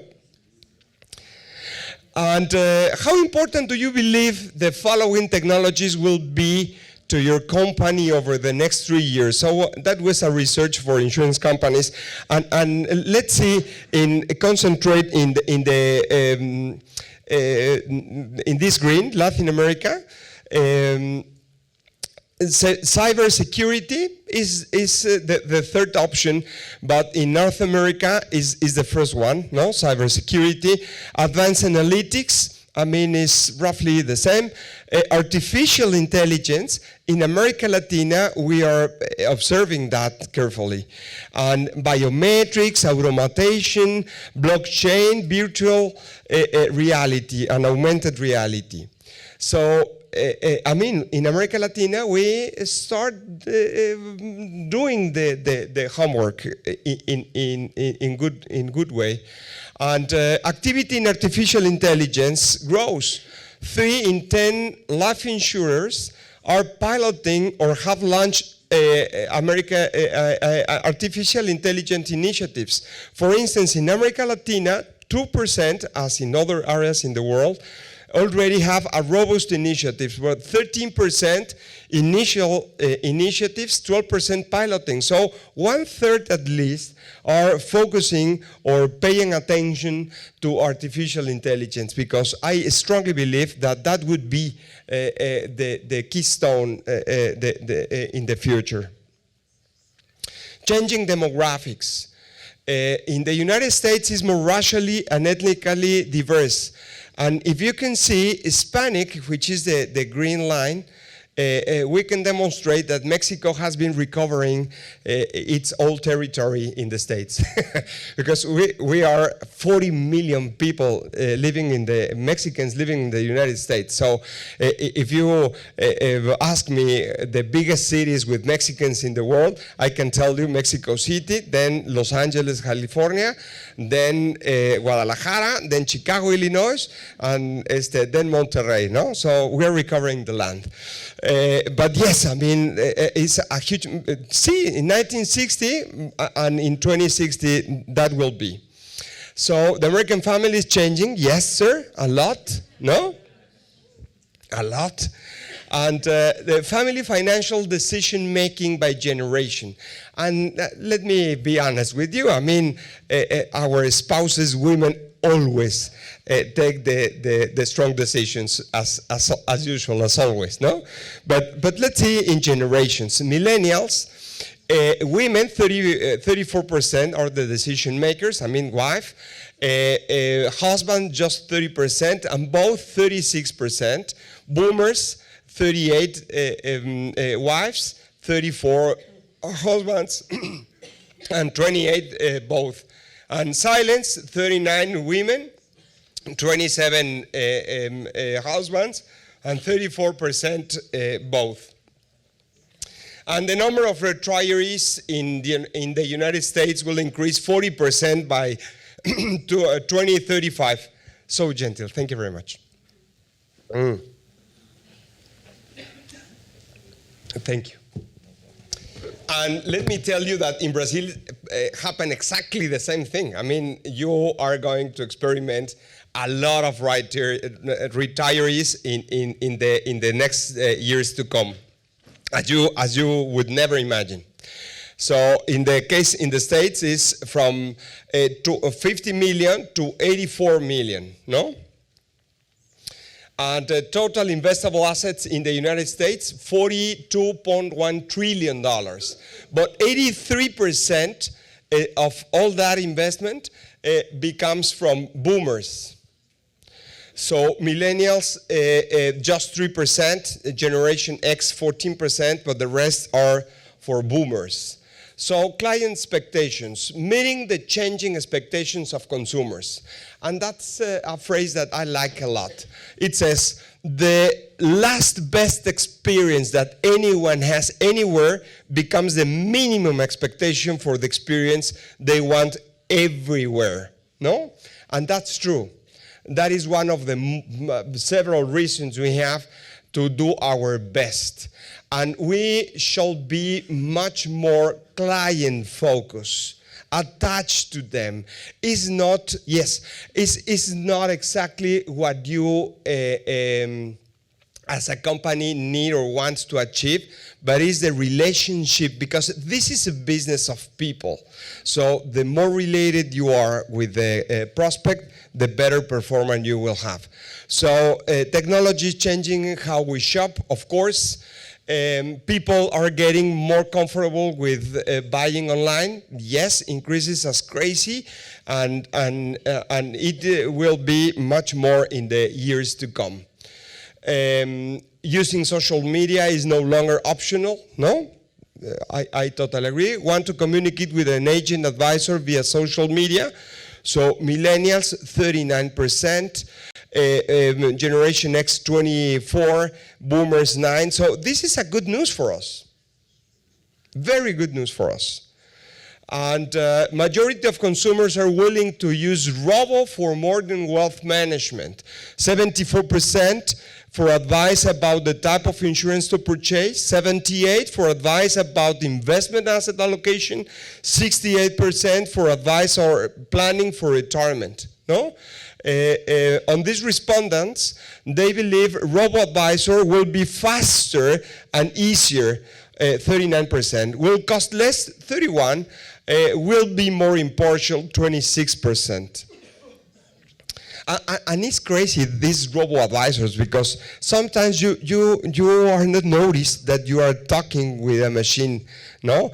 It's just when you ask a more difficult or detailed question, when you notice that you have been talking with a machine. So more than half of the US citizens' households will own a smart speaker by 2022. And distribution trends, the distribution has been shifting for 20 years from independent to affiliated distributors. It says multi-line employed agent. And I mean, more independent is the mega trend in the years to come. From 1998 to 2016, from 119,000 to 200. So it's slightly, but there is a trend. And those multi-line, well, this is an advisor business mix, no? Life insurance in blue, annuities in green, other insurance products in orange, investment products, advisory, and others. So the focus is right here. Life insurance and annuities are more than 50% of the advisor mix. Number of registered investment advisors continue to grow and control more assets, more and more. So we have more responsibility, as I said. And nearly 8 in 10 advisors see digital solutions most impacting marketing, client acquisition, and ongoing client engagement.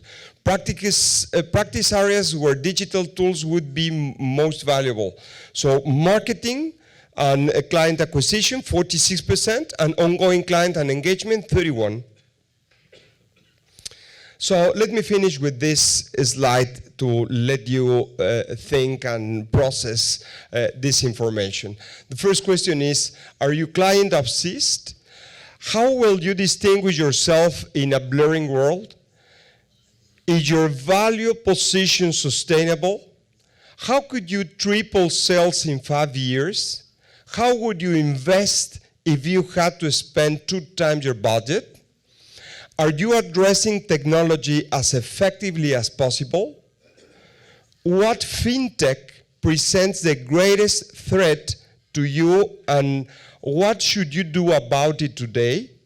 What conventional competitor presents the greatest threat to you, and what should you do about it today? What company not in insurance today presents the greatest threat to you, and what should you do about it today? And what would you do with a blank sheet of paper? So thank you very much. I encourage you to embrace technology. I encourage you to think out of the box, and please trust in me. You will remain in the business in the year to come, and I have no doubt we need more technologized agents, more sophisticated in terms of knowledge, in terms of good advice, in terms of soft skills. Because as I said at the beginning, I don't know how many policies you sold, but the ones you sold is because you were capable to build a trust bridge between your prospect and yourself. God bless you. Thank you very much.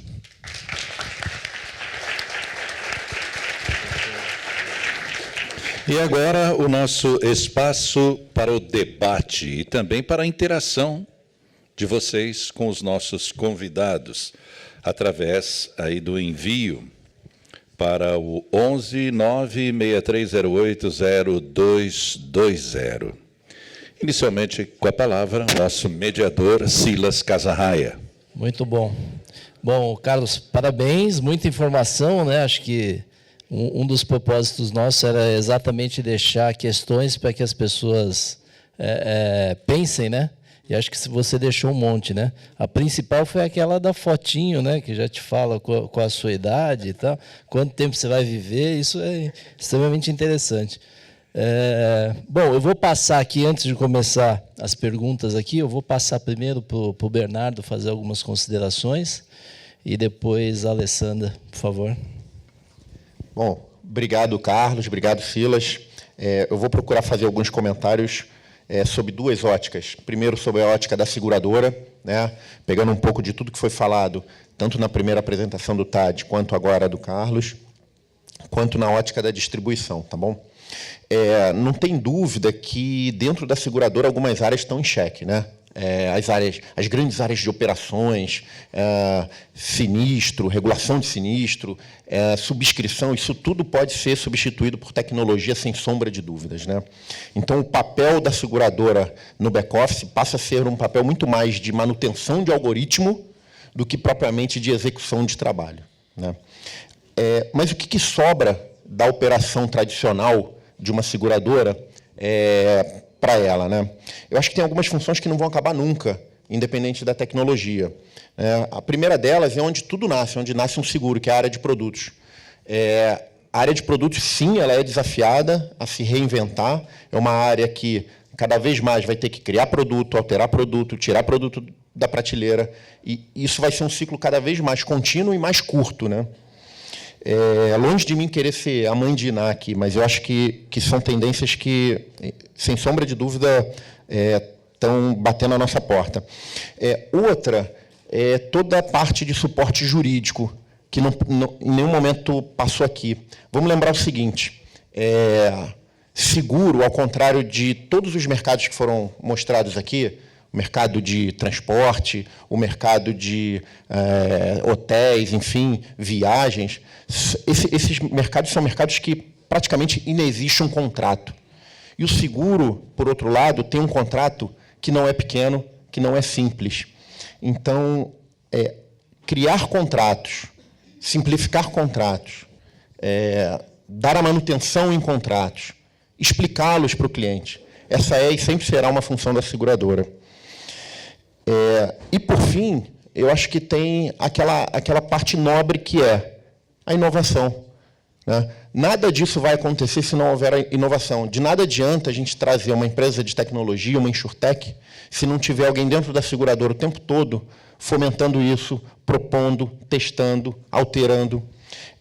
Sem contar em algumas atividades nobres, né? O atuário sempre vai existir, sempre vai existir uma gestão de risco, sim, se usando da tecnologia para fazer o trabalho de uma forma cada vez mais eficiente e mais assertiva. E o meu segundo comentário, para não me estender muito, está ligado à distribuição. Quando a gente olha todas essas revoluções tecnológicas e a gente pensa, poxa, o corretor vai acabar, eu tenho uma visão que essa discussão é muito semelhante à discussão da economia comportamental. Por quê? Como que surgiu a economia comportamental? Todas as teorias econômicas partiam do princípio que as pessoas tomavam decisões racionais. E isso, no tempo, se provou um tremendo engano, né? Então, desde o Daniel Kahneman, quando ele criou a teoria da economia comportamental, e mais recentemente com Richard Thaler, você vê que cada vez mais as pessoas tomam decisões irracionais, né? Decisões emocionais. Então, quando a gente pensa no corretor, o corretor é aquela função nobre de ajudar o cliente a tomar uma decisão. O cliente não quer tomar decisão, o cliente não quer ler o contrato, né? O cliente pega um Uber porque é fácil, o contrato é verbal praticamente. Me leva daqui ali e eu te pago. O cliente usa o Airbnb porque o contrato é muito simples. Eu vou dormir aqui e eu te pago. Agora, no seguro, o seguro é diferente. O seguro é uma relação longeva, é uma relação de longo prazo. E se ele não tiver em quem se apoiar, dificilmente essa relação 100% digital vai existir. E aí, para fechar o meu comentário, eu queria destacar algumas oportunidades que ficaram claras aqui. Num dos últimos slides do Carlos, ele destaca ali quase 50% do business de agentes em life insurance e em annuities. Aí eu pergunto para vocês, alguém aqui já tentou contratar uma annuity no mercado brasileiro? Seja pela facilidade de acesso ou dificuldade de acesso, seja pela dificuldade de interpretação, seja pela dificuldade de tomada de decisão. Esse é um mercado que não existe ainda no Brasil. Esse é um mercado que pode, deve sim ser explorado, sim, com a participação do corretor de seguros. Eu acho que o corretor, mais do que no passado, ele era um especialista de produto, ele cada vez mais, como o Carlos e o Thad falaram, ele vai ser um especialista em cliente e não em produto. Muito bom. Obrigado, Bernardo, pela contribuição. Vou passar agora para a Alessandra fazer algumas considerações. Sim. Bom dia a todos. Agradecer ao Silas, ao Carlos e CVG e o Limra pelo convite para estar aqui falando para vocês. E dando um pouco da visão que a gente tem lá do IRB, acho que a gente tem uma visão muito boa do mercado como um todo, né? Porque a gente trabalha com quase todas as seguradoras do mercado, desde as seguradoras que têm uma estrutura maior e estão mais ligadas ao que está acontecendo de tecnologia, até seguradoras com uma estrutura menor. E o que a gente tem percebido é que o que tem sido o grande desafio, eu acho, do mercado como um todo é como atender melhor esse consumidor que eu tenho hoje, que é um consumidor muito mais conectado com tudo, né? Você tem uma geração aí que foi muito falada aqui, que é a geração dos millennials, que quer comprar, não só seguro, quer comprar tudo de uma forma muito mais rápida. E aí o Bernardo colocou aqui muito bem a questão do contrato, né? O seguro é diferente de pegar um Uber, você tem muito mais coisa envolvida ali, e como eu vou atender esse meu consumidor mais conectado, mas também com transparência, dando a informação necessária para que ele compre o produto adequado para ele. E acho que, nesse ponto, as redes sociais acabam sendo uma ferramenta muito importante, acho que não só para distribuição, como o Thad colocou aqui mais cedo, mas também para que eu consiga entender melhor esse consumidor, esse novo consumidor que está aí se apresentando para a gente. Então, por que não utilizar essas ferramentas de redes sociais para entender melhor o que o meu cliente precisa, o que ele quer comprar? E aí entra a área de produtos das empresas, se utilizando, né, de tudo que você tem aí de tecnologia, para oferecer um produto mais adequado para o meu cliente, o que ele realmente quer comprar. Então, acho que isso tem vindo aí para mudar muito a forma de trabalho do profissional da seguradora e, por que não, também do ressegurador, que está ali junto com a seguradora. Então, para finalizar aqui para vocês, para a gente abrir ali para as perguntas, acho que o grande desafio, né, que as empresas enfrentam, né, de como preparar o profissional de seguros, e aí seguradora, os próprios corretores, os profissionais de resseguro, para esse novo mundo, para utilizar toda essa tecnologia que a gente tem aí disponível da melhor forma possível. Né? Não adianta eu ter muita tecnologia disponível e não saber extrair e aproveitar o que ela tem de melhor, né? Fazer um subuso dela. Então, agora, passar a palavra para o Silas, para a gente partir para o debate. Obrigado, Alessandra. Muito bem colocado suas palavras. Obrigado, Bernardo, também. Eu queria começar aqui fazendo uma pergunta para o Carlos.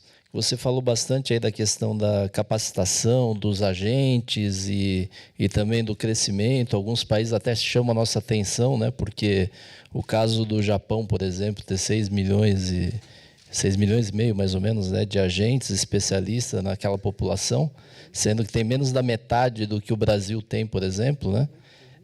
Nos chama atenção. Então, eu queria que você falasse um pouquinho sobre o que, de fato, faz com que o Japão tenha tantos agentes assim.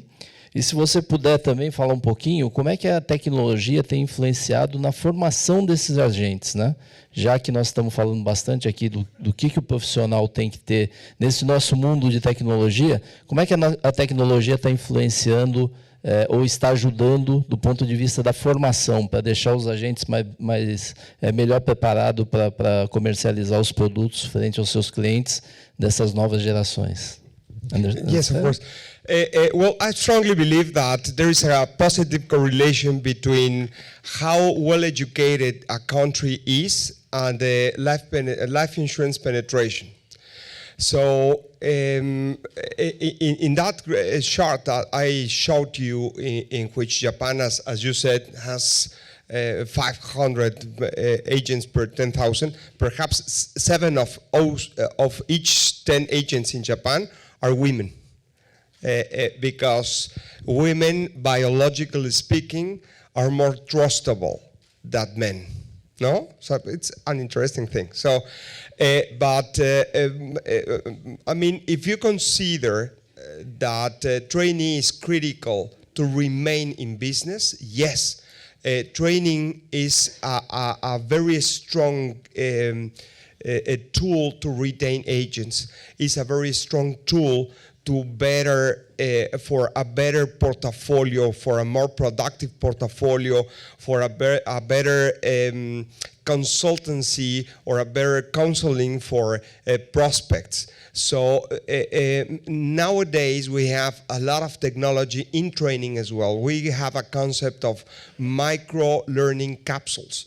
It's a video tape of 5 minutes or 4 minutes in which I can explain you a single topic, a single thing, and you can observe it by your smartphone. So, for instance, if you never sold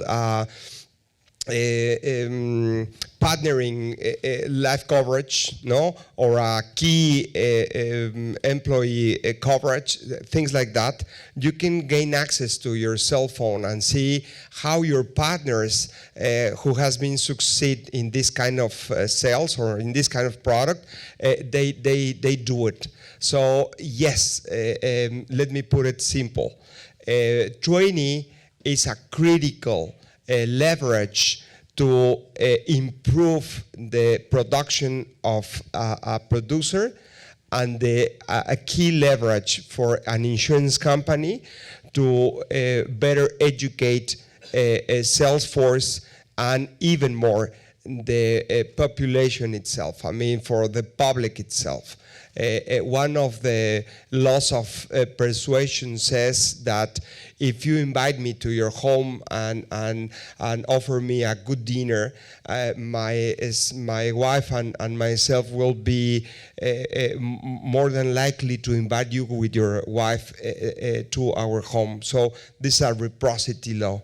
So when you do something against nothing, I mean when you do something valuable for free and you are the first one in doing it, public will respond very positively to you.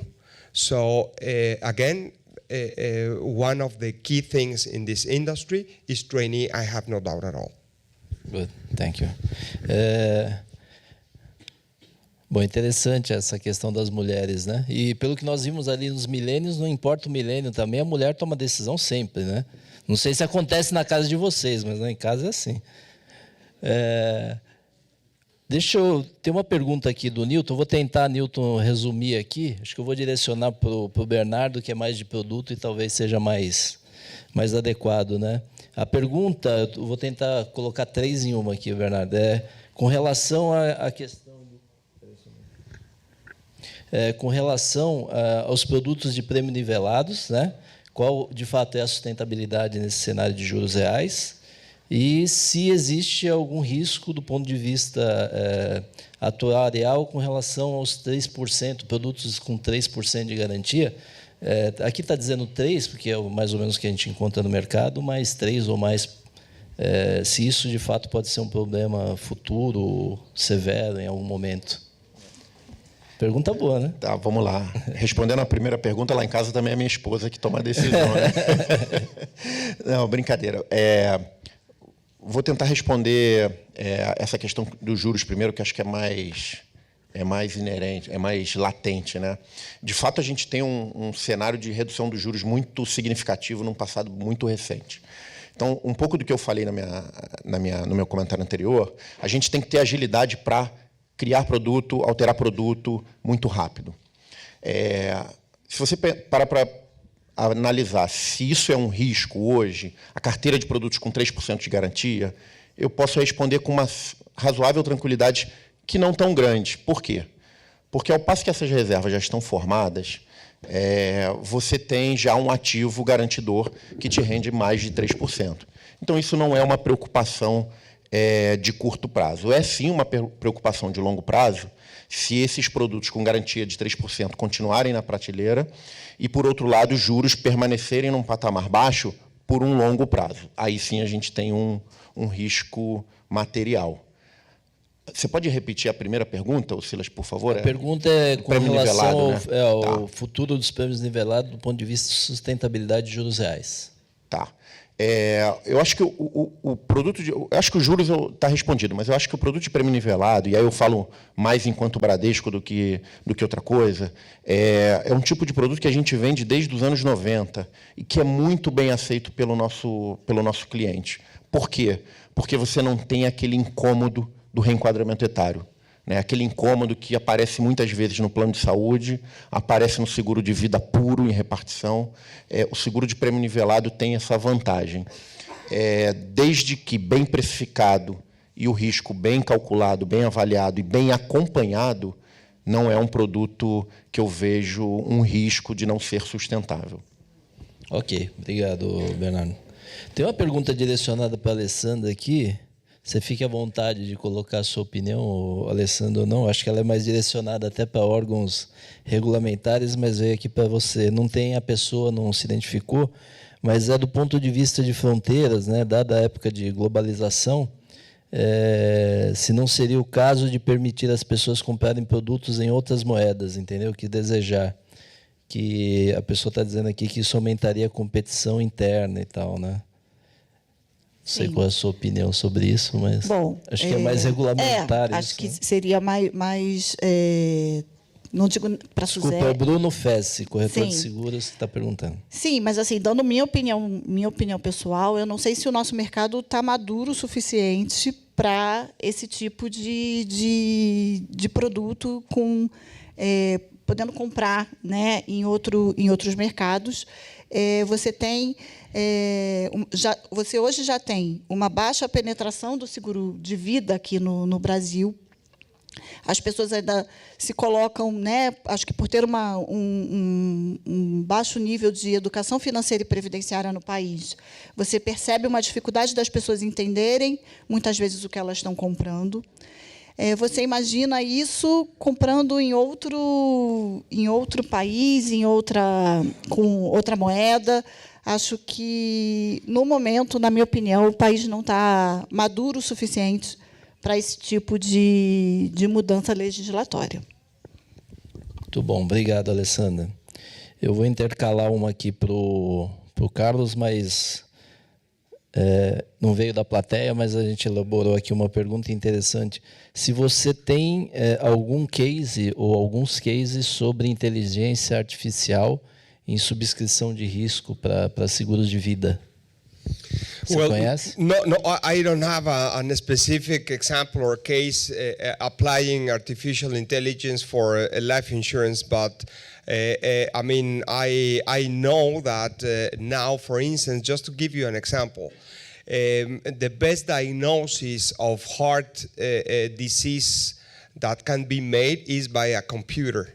No, I mean, a computer will be much more precise in diagnosing a heart disease than the best physician or the best doctor in the wide world. But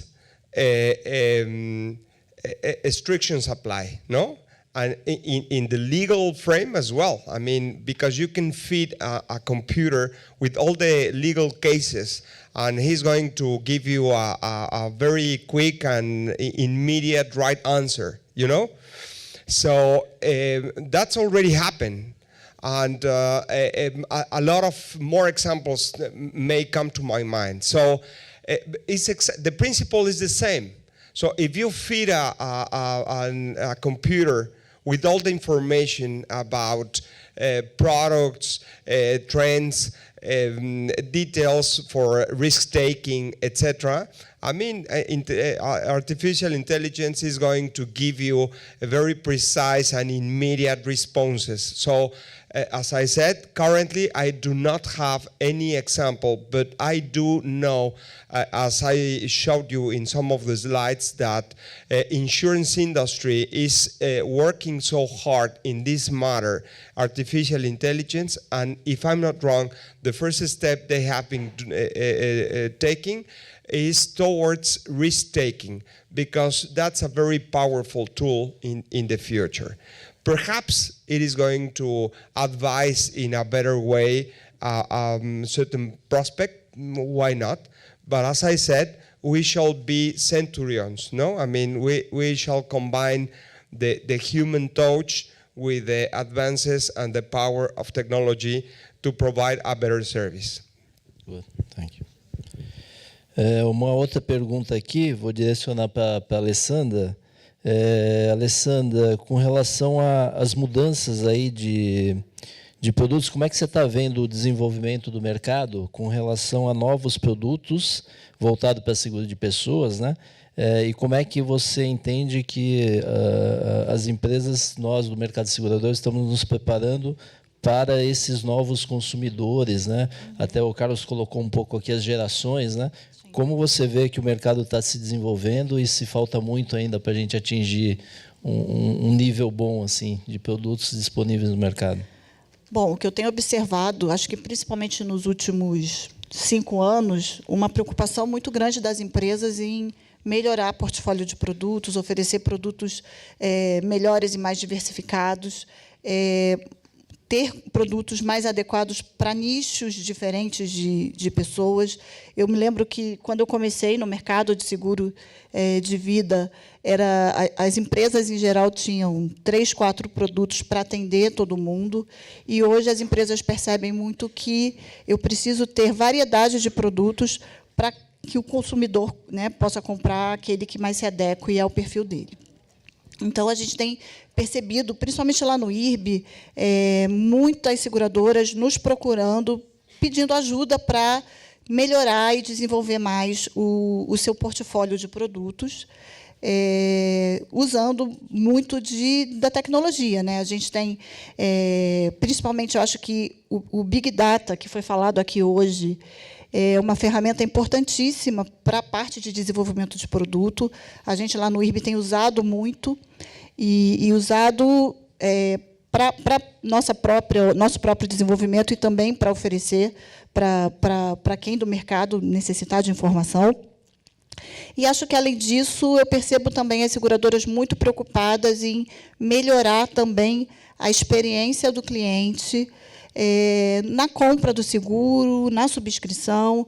Você tem hoje já no mercado bastante difundido aí ferramentas como a telesubscrição e outras que melhoram essa experiência do cliente no momento da subscrição, para ele não ter que ficar preenchendo um monte de papel.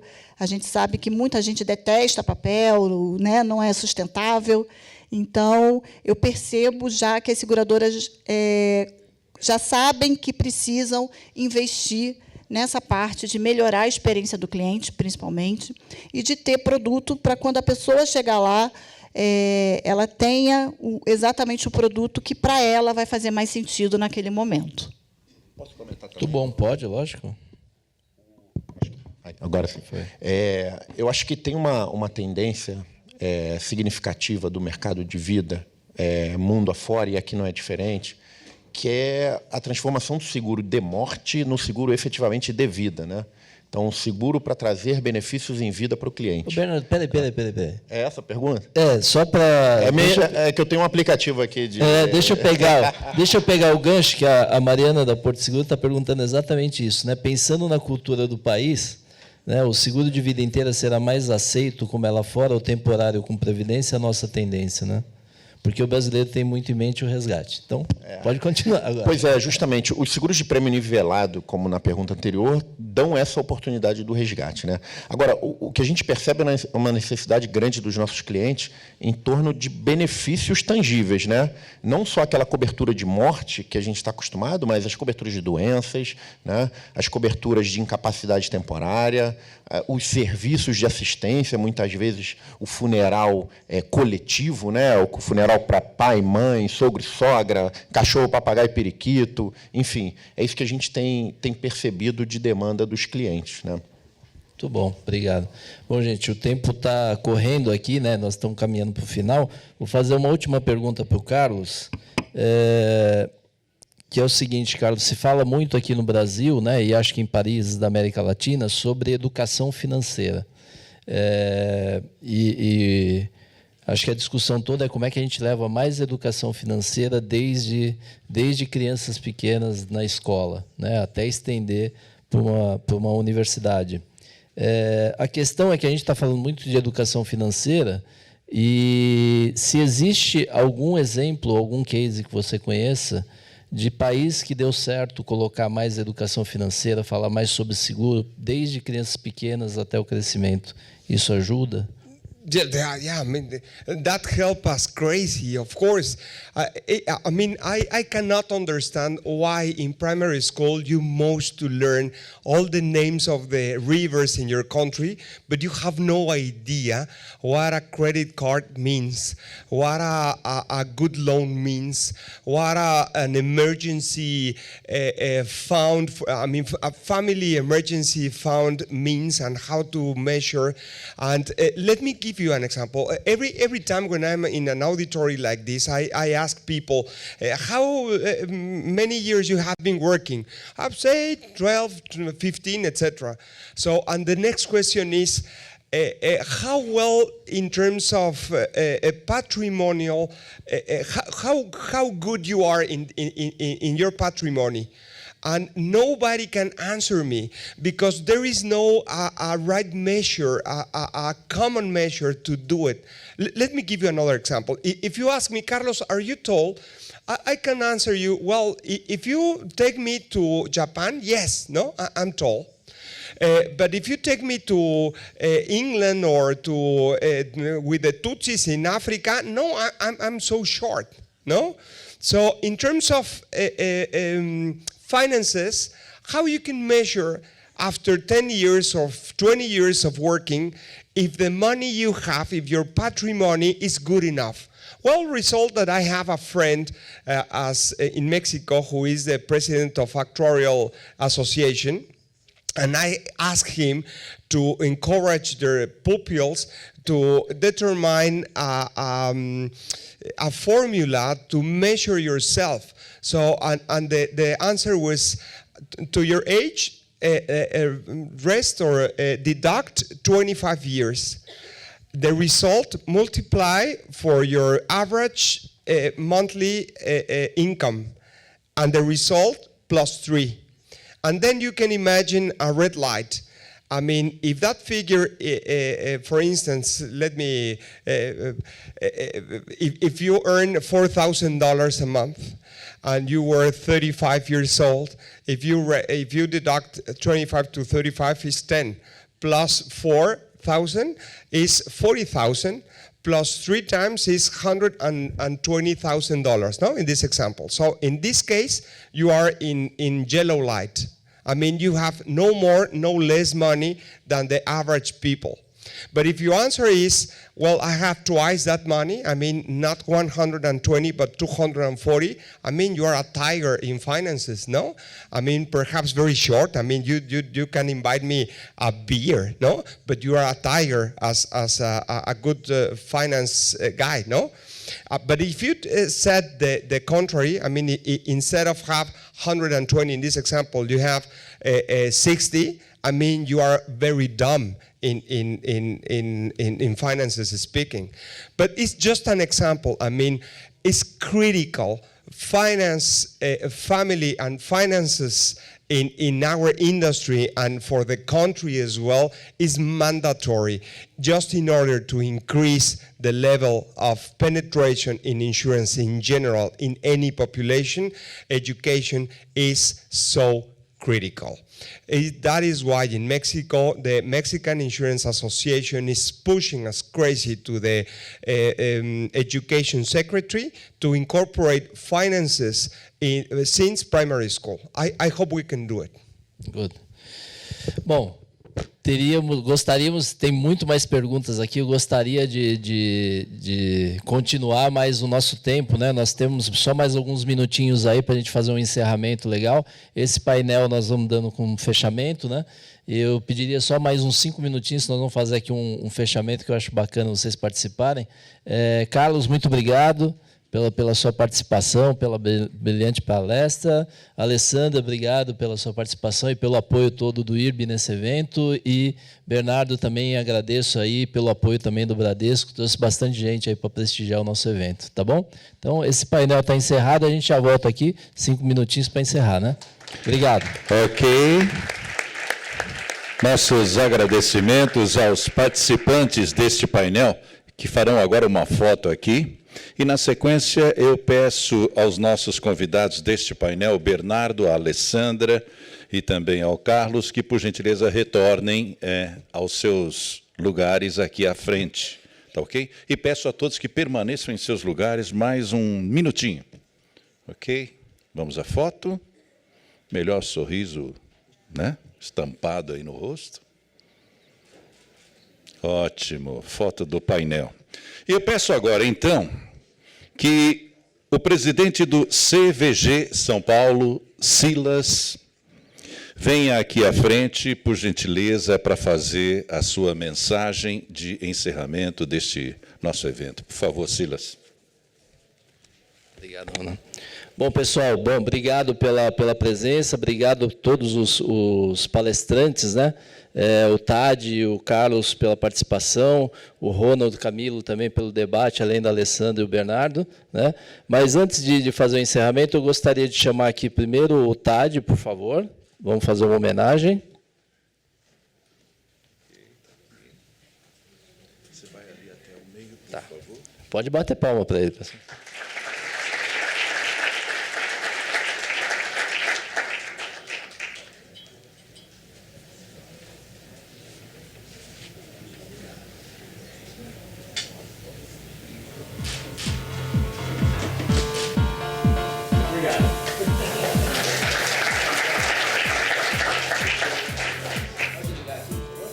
Oi? Isso. Ao Thad Burr, Nossos agradecimentos pela brilhante palestra, o seguro de vida no mundo em transformação. São Paulo, 16 de agosto, CVG, o Clube Vida em Grupo. Muito obrigado mesmo pelo apoio e pelo evento, Thad. Contamos com o próximo, né? Obrigado. Bom, agora eu gostaria de chamar o Carlos Murguía aqui, para nós entregarmos também uma singela homenagem. Obrigado.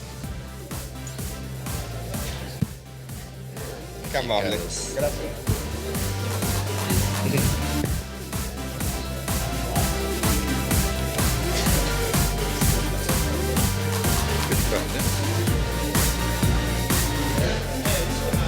Muito bom. Obrigado, pessoal. Queria, então, oficialmente aqui encerrar o nosso evento, agradecer mesmo de coração a participação de vocês. Sei que teríamos assuntos para mais de um dia inteiro, mas já conversei aqui com todos os representantes, com Thad, Kaufman, Marcelo, Carlos, que nós temos aí muito mais material e provavelmente para o início do ano que vem nós devemos realizar um evento até um pouco maior, de um dia inteiro. Daria para fazer um painel inteiro. O Carlos tem um material imenso sobre a questão de formação, recrutamento, desenvolvimento de agentes, né? E acho que vai ser um painel bastante interessante, acho que nós vamos trazer isso para o ano que vem. Então, nós temos muito conteúdo ainda, essa parceria com a Limra é uma parceria importante e que nós, de fato, vamos trazer muito conteúdo para vocês através do CVG e representando uma entidade tão importante. Então, obrigado aí pela confiança, obrigado pela presença, espero que tenham gostado e até o próximo. Obrigado.